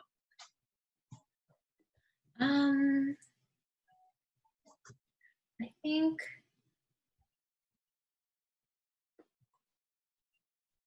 I would say put more of your own work in a portfolio rather than production work that you've done,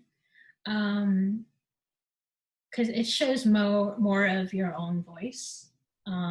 If you put work, I mean, like, do put work from other projects that you've been on, to show that you can be versatile and adapt to different styles, but I wouldn't make that the majority of your portfolio, because you're drawing in someone else's vision and voice when you're working on another project. And I think, I don't know, maybe studios would rather see your own voice, and so that's putting more of your own personal work, and less of production stuff or development work. I think.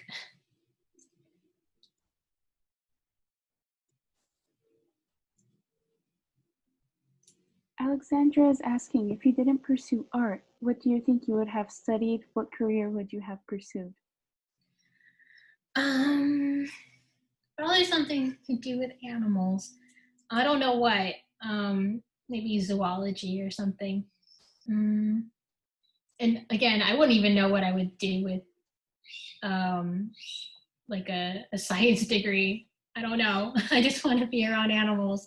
I wouldn't know what I would do if I got a degree in zoology. Not sure. I guess that would be something I'd figure out in college if I went that route. But definitely something with animals. Oh, you can hear my bird. He was so good up until now.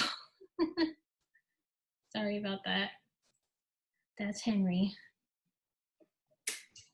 Michael asks, how do some artists end up becoming directors for a show? And do they need seniority or do they hire directors from outside the studio? Mm-hmm. That's a good question. Typically, to get promoted to be an art director, generally you need to have a good skill in background design, background painting. It's very rare that character designers become art directors because they oversee mostly background design and color. There are character design directors or character design supervisors that's separate from like just a general art director. But you can work your way up for sure. Like a couple of projects I've been on, the art director was a visual development artist or background painter on the show prior to being promoted, and they probably worked on it for several years before getting promoted to that position. And sometimes they will hire from outside of the studio. Like if they have like a specific person in mind, they might reach out to them. But if they feel that there is a background painter that they feel like could take on a leadership role and has pretty good understanding of what sort of style and colors and feel that the project should is in, then they might promote one of their painters or their designers to be an art director. So yeah, it can happen both ways. And our next question is, Elsa, what are your current favorite TV shows and movies? I'm not really watching anything right now. Favorite movies? I like Spirited Away. And I really liked Wreck-It Ralph. It's kind of an underrated Disney film, but I really enjoyed that. I think I'm like a little bit partial to it because when I got the training position, the movie had just come out.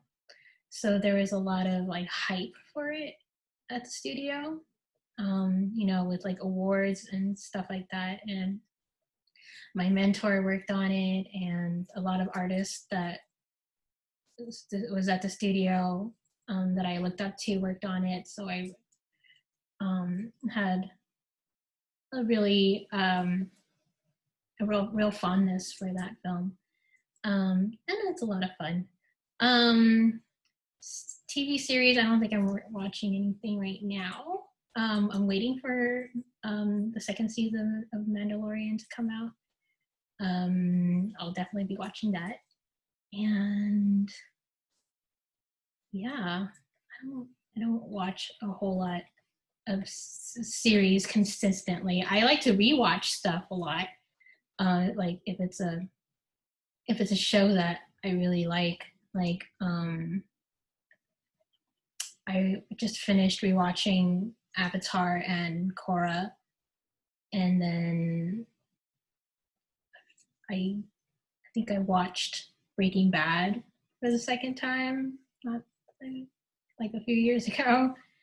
But that show is kind of heavy, and I can't like always rewatch it.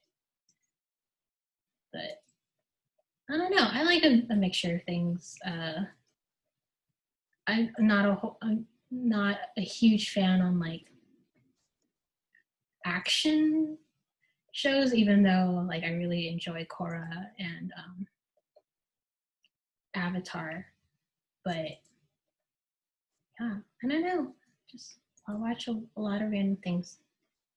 Whatever is like a lot of people suggest, I'll probably give it a go. Another question comes in from Matthew. He says that he hears a lot of speakers mention that they move on to different projects after finishing one, and was wondering how artists find these jobs, since getting a job after graduating is a really big concern. Mm-hmm.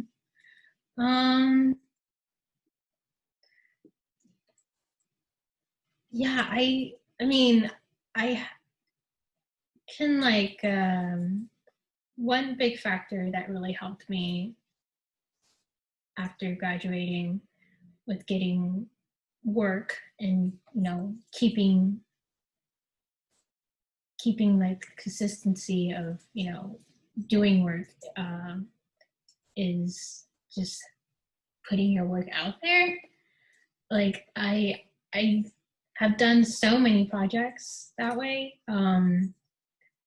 And it could be like, I don't know if it would work the same now, since like with Instagram and stuff, like it's pretty oversaturated, and it's hard to kind of make your work stand out when there's so many artists on it. Like back when I just graduated, there weren't that many artists on Instagram, so it was easier to, I guess, get your work out in front of more people's eyes when there's not as many artists. But I would say, like, apply to as much opportunities as you can, and but also keep your the work that you show online updated, because who knows who could come across it. And as for like artists that are already working, we usually get our job through like networking, usually, whether it's working with a past art director, or in several cases with me, it's just a college friend recommended me to something, and I was able to get the job. But yeah, I'd say the conventions help too, whether it's just attending or tabling for yourself with maybe your friend or something, getting your work out there. You are your own marketing team, so you put your work out there, and maybe you'll get lucky and someone will see and notice.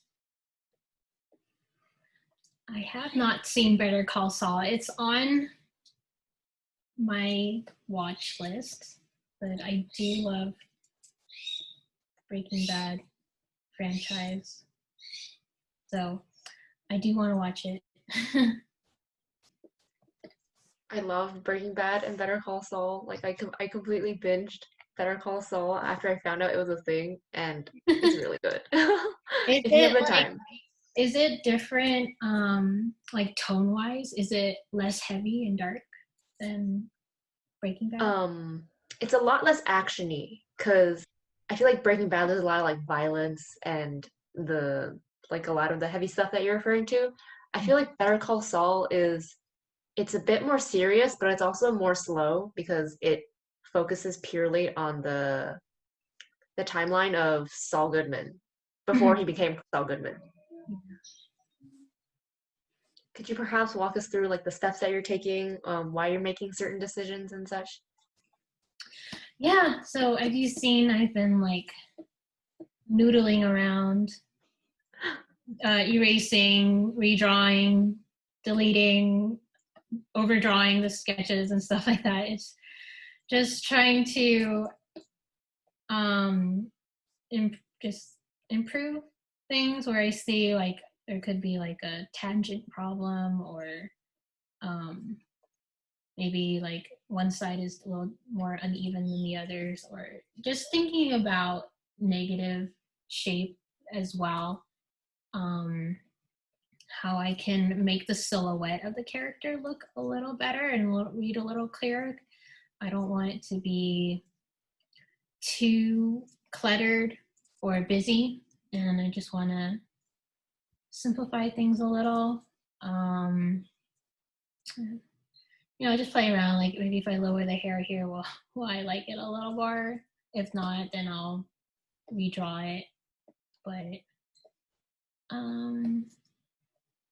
yeah, just I might move the hands a little because it seems really busy around the face here, and I want that to also be a focal point. So I don't want too much in the way of her face. So I just draw through the back here and put the hand somewhere else.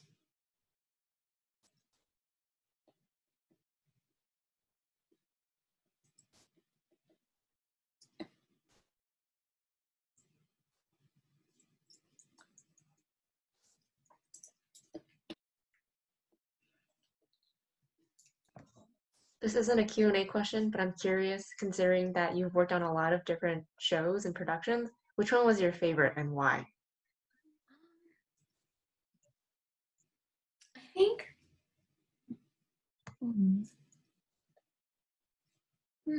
I think maybe the one I'm on currently, Mickey. Ever since it came out in like 2013, like I was just like enamored with it. It was beautiful. The backgrounds are gorgeous. I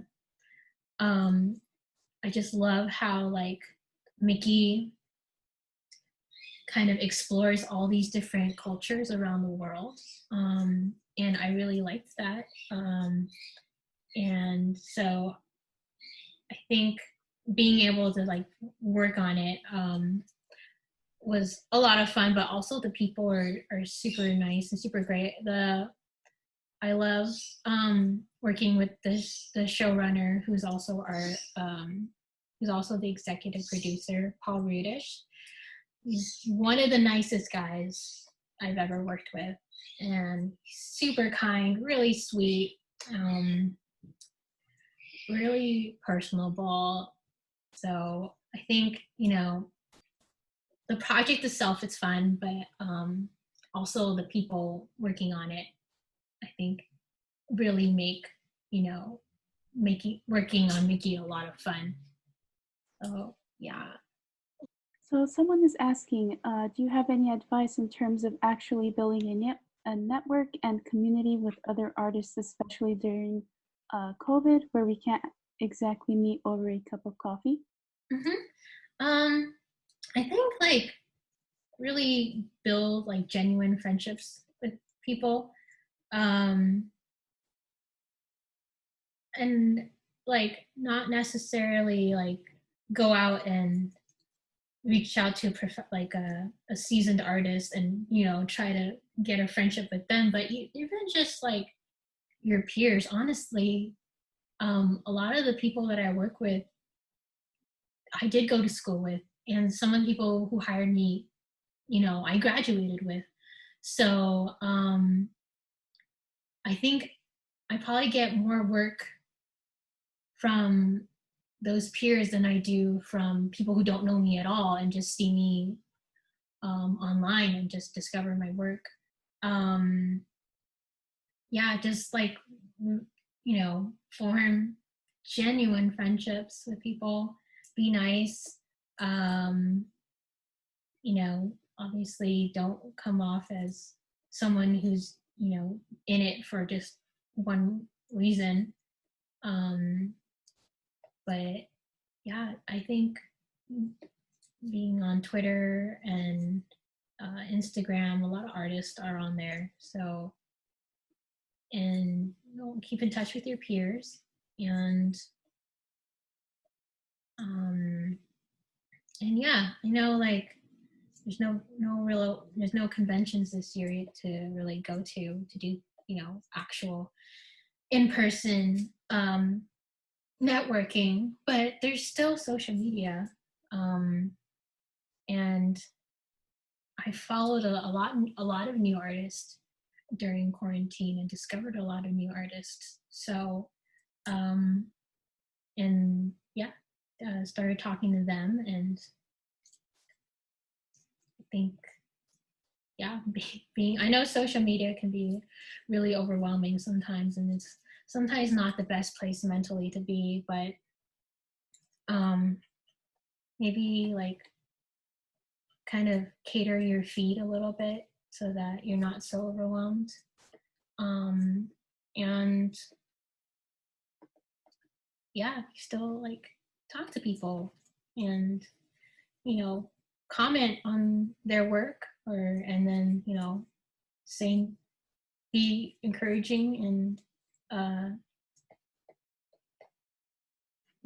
leave nice comments, and people will start to notice. And yeah.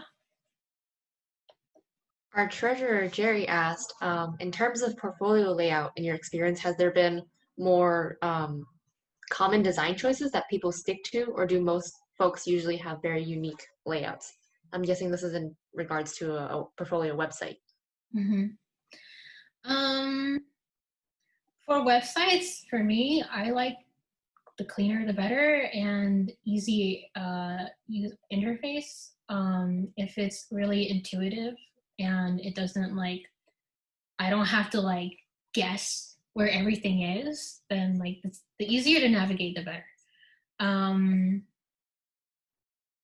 And personally, I just like having clean backgrounds with your work on top of it.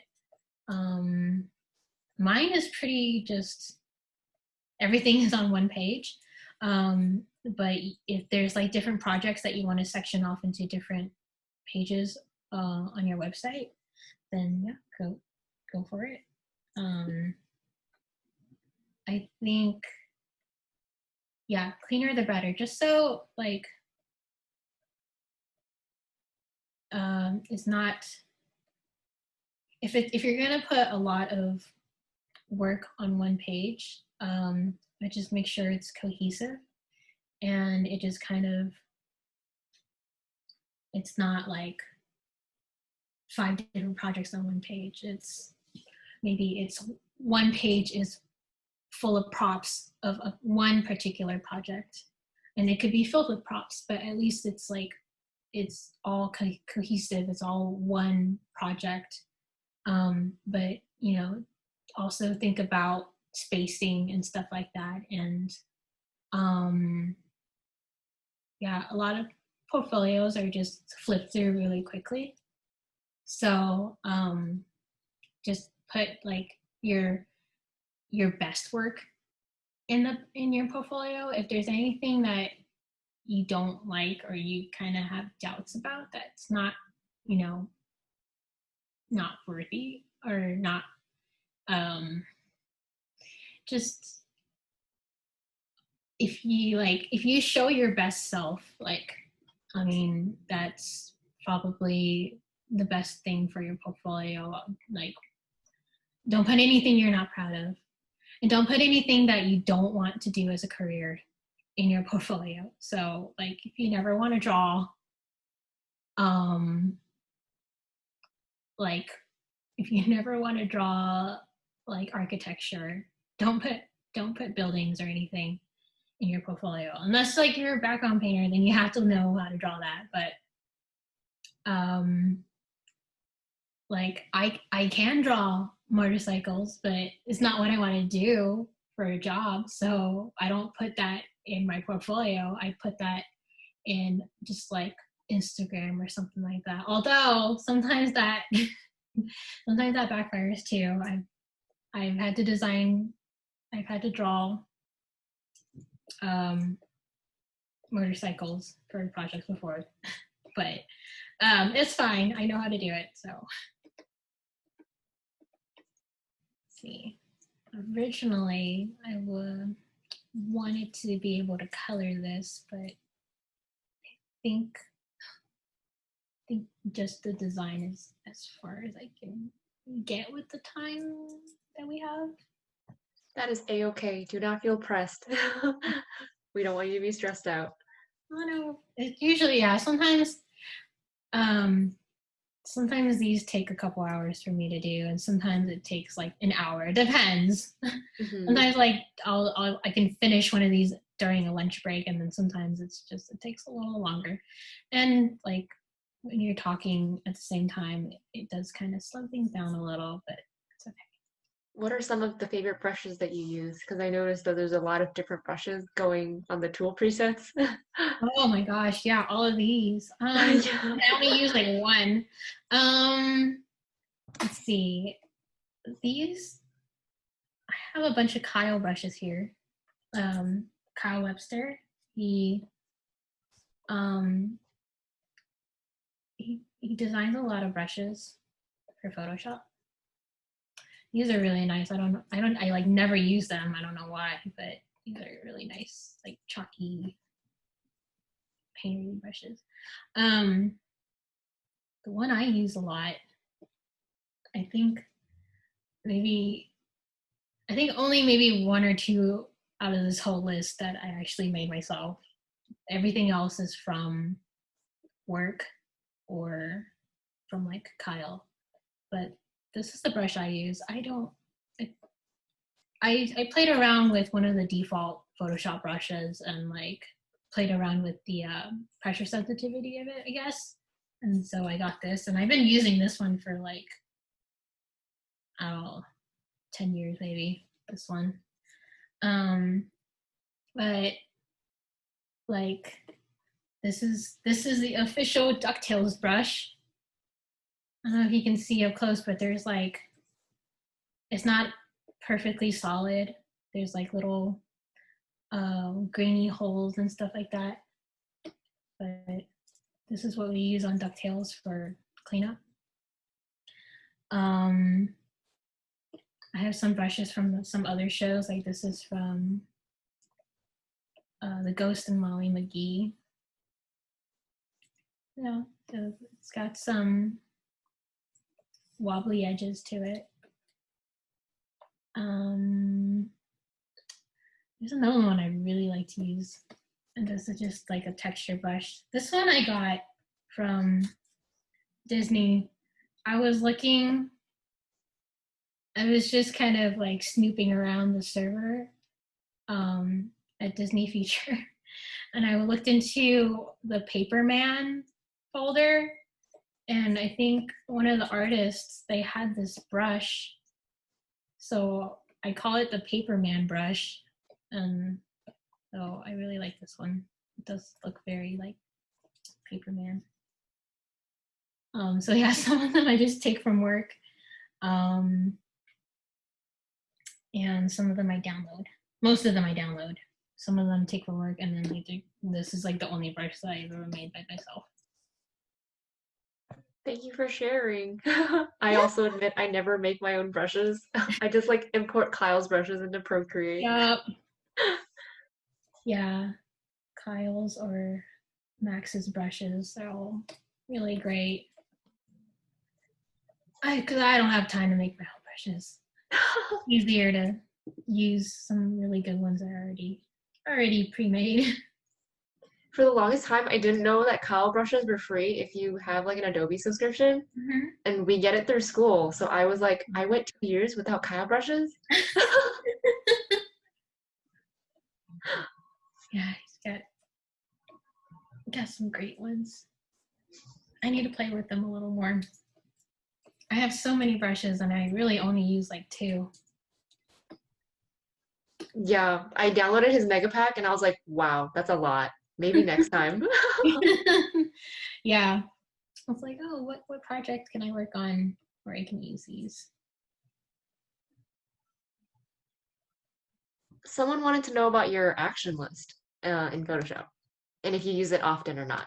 Oh yes, these lovely rainbow buttons here. I do, but usually when I'm coloring or painting, not really when I'm doing sketching black and white. So I mean, a lot of these you can just like use a shortcut for, but I just like pressing the button and then having it turn on. So I have like brightness and contrast, Gaussian blur, invert selection, mask, unmask, horizontal flip, and contracting a selected shape. So yeah, that's what I use. But yeah, I could probably just easily press like another button or select or on my keyboard type in a shortcut, but I don't know. I just like using the buttons. Usually my hand on the keyboard, I'll just like I'll press B for brush or like or and control command Z undo. Yeah. um I don't use a lot of the other shortcuts that much, so again, buttons for those, or action buttons. Okay, I think I'm somewhat satisfied with this. Our social media coordinator, Sam, is asking, who designs the brushes in studio projects? Honestly, some of them have been Kyle brushes, and other times it could just be like an art director that does it. But I've worked on projects where they just straight up use Kyle's brushes. Oh yeah, I have not flipped, but yeah, I flip a lot sometimes just to make sure that character looks right. Because after you're staring at it,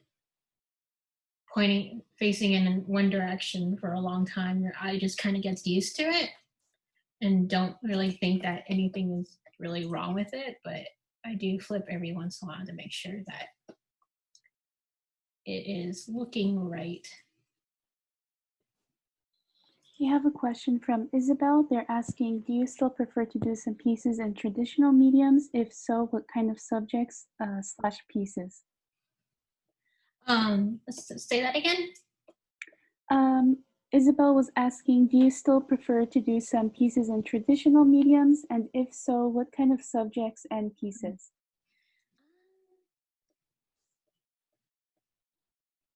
Yeah, I like to watercolor. It's not all the time, but it's I like painting.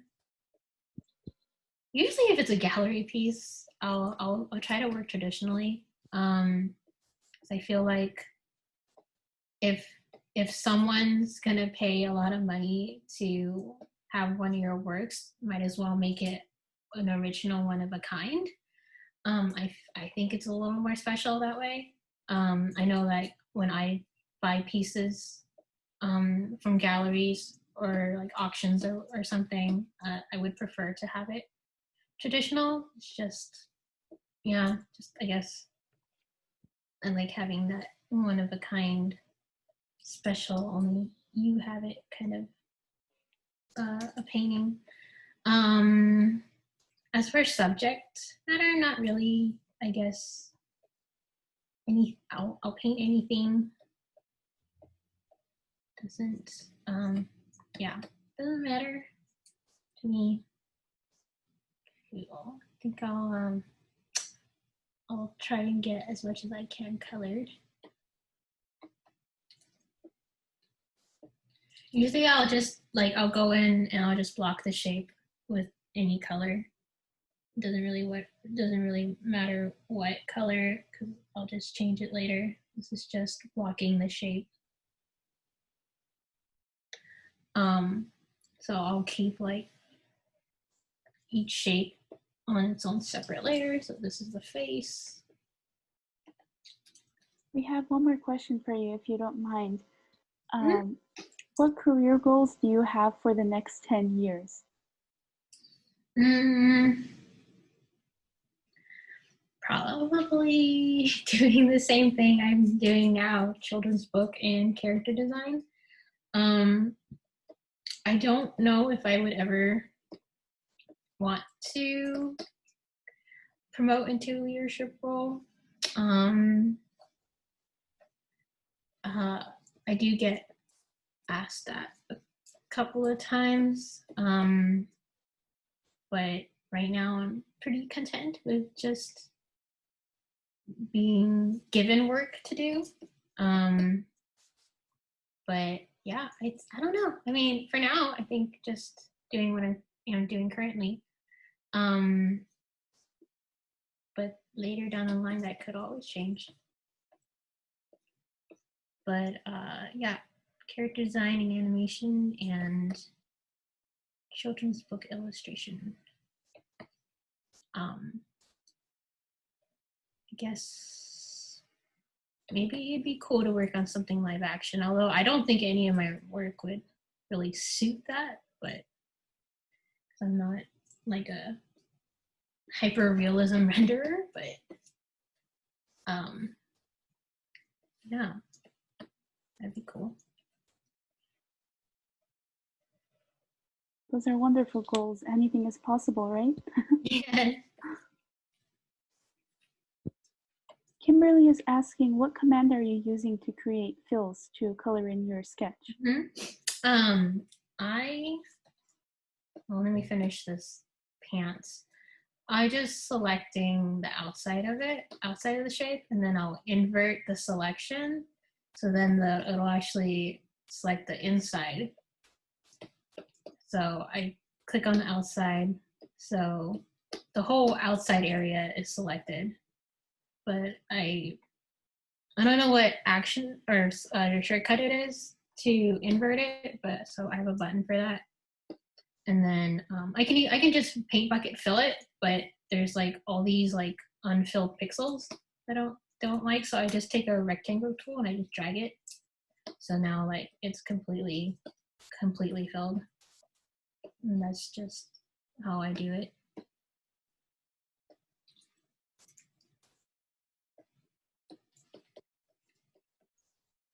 Thank you for showing us. And I think one last question is, Isabel was asking, do you have an interest in video game animation?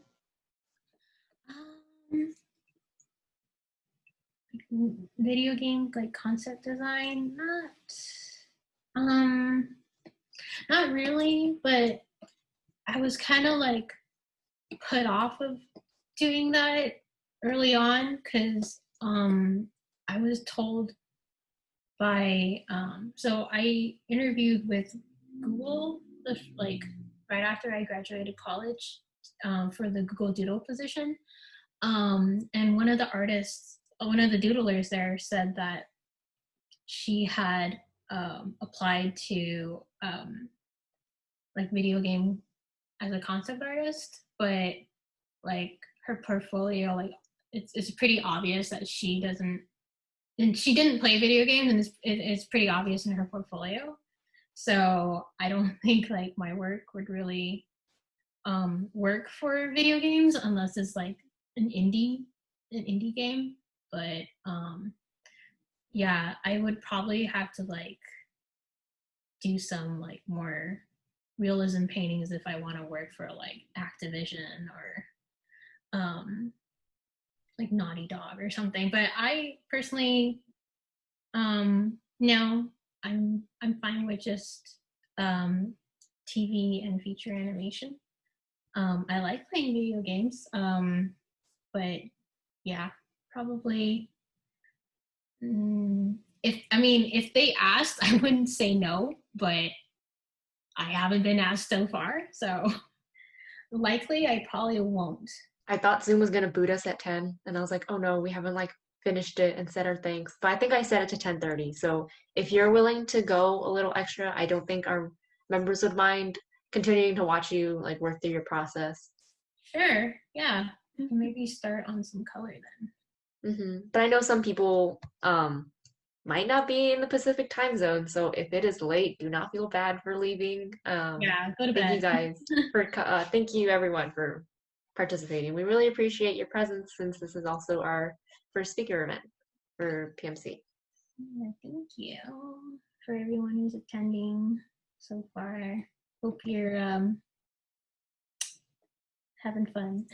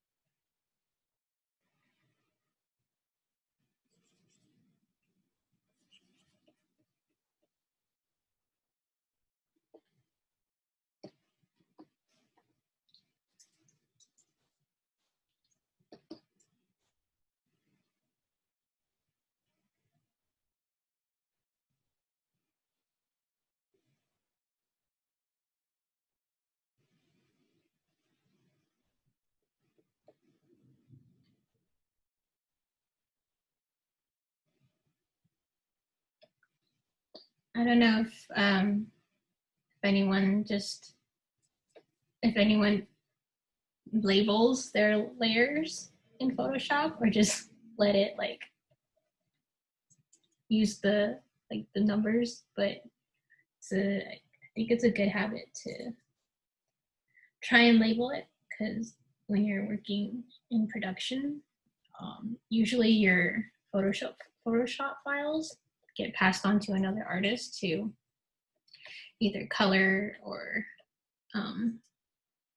to reference or grab anything from, and it's really helpful if you label your layers so that you can help them find what it is that they need to find. But yeah, sometimes I forget, but I try to always label my layers at work.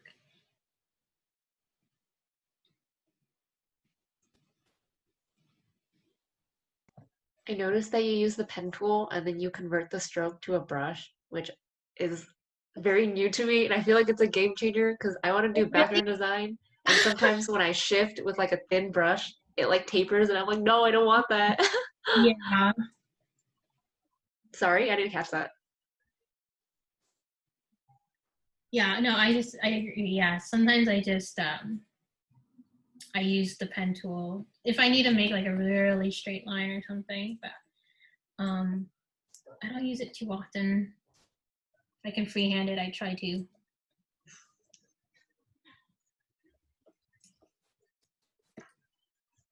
But that's cool. I learned something new today. Thank you, Elsa.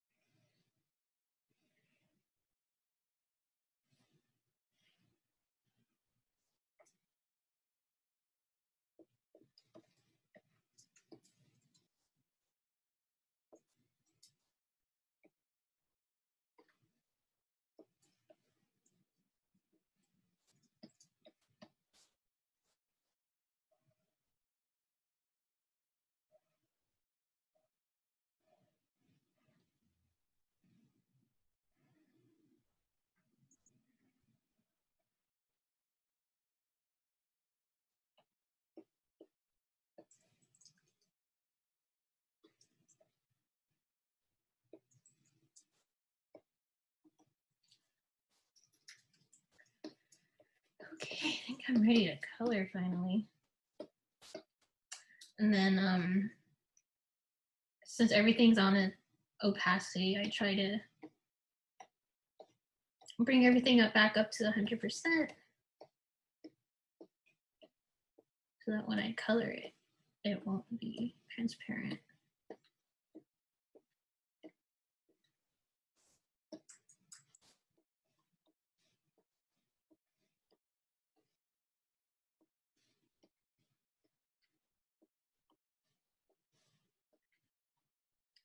And everything is every layer has a transparency lock on it. So I can just go over it with texture.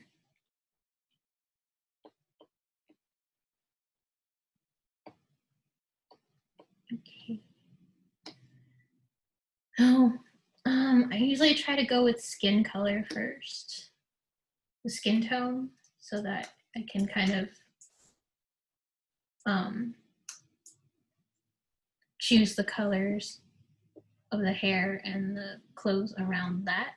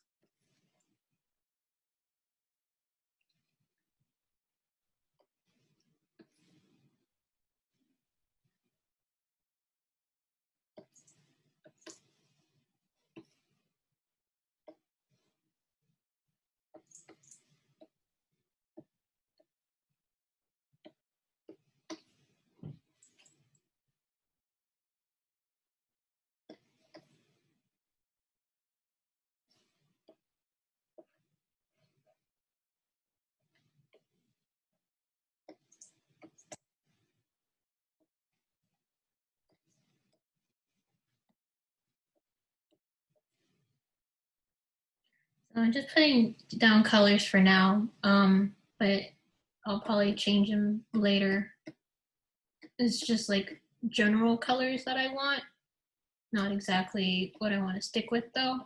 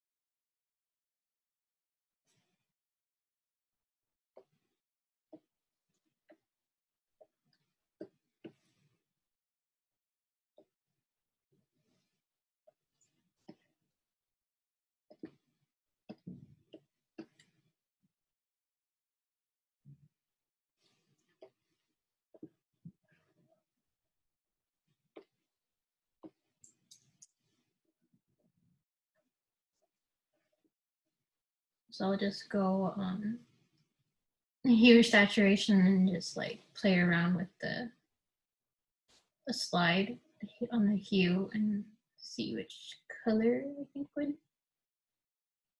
I would personally like to see with the rest of the palette.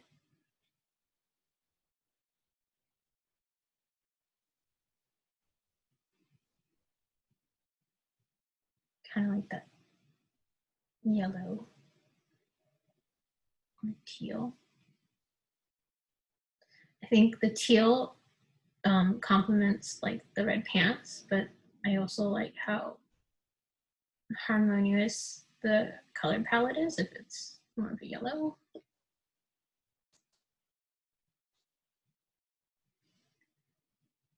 Okay.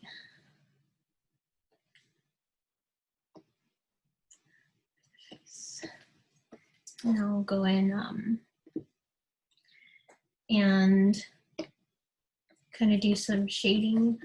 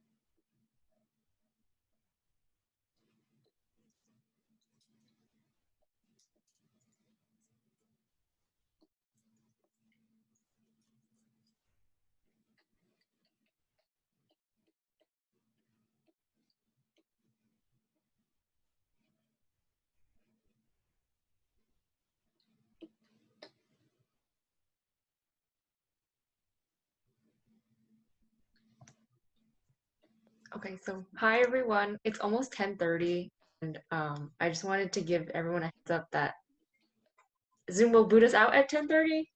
And Elsa, I just wanted to say it was a joy having you. You were great. Your demo was super fun, and it was really great hearing about your experiences and then also seeing a bit of your work process. Yeah, no problem. Thanks so much for having me. I agree with Vivian. It was such a pleasure having you. And of course, seeing your demo is very eye-opening, very inspiring, and hearing about your process and kind of your adventures to where you are now was very helpful. And we really enjoyed having you. So thank you so much. Enjoyed having you a second because this is your second time back in Cal State Fullerton. Yeah. My second time. This time I got to do a demo, which is, yeah, it's a lot of fun. It was really great seeing how your work just came together. I'll just chime in really quick and say thank you also. Elsa, just listening to all your advice and seeing your work has been like super inspiring, and just it's just a great environment to be in to see you work and see your work also is great. So thank you. Thank you. Okay, so thank you everyone again for coming. I'm going to end the Zoom meeting, but everyone have a good night and a great weekend. Thank you, everyone. Ooh. Bye.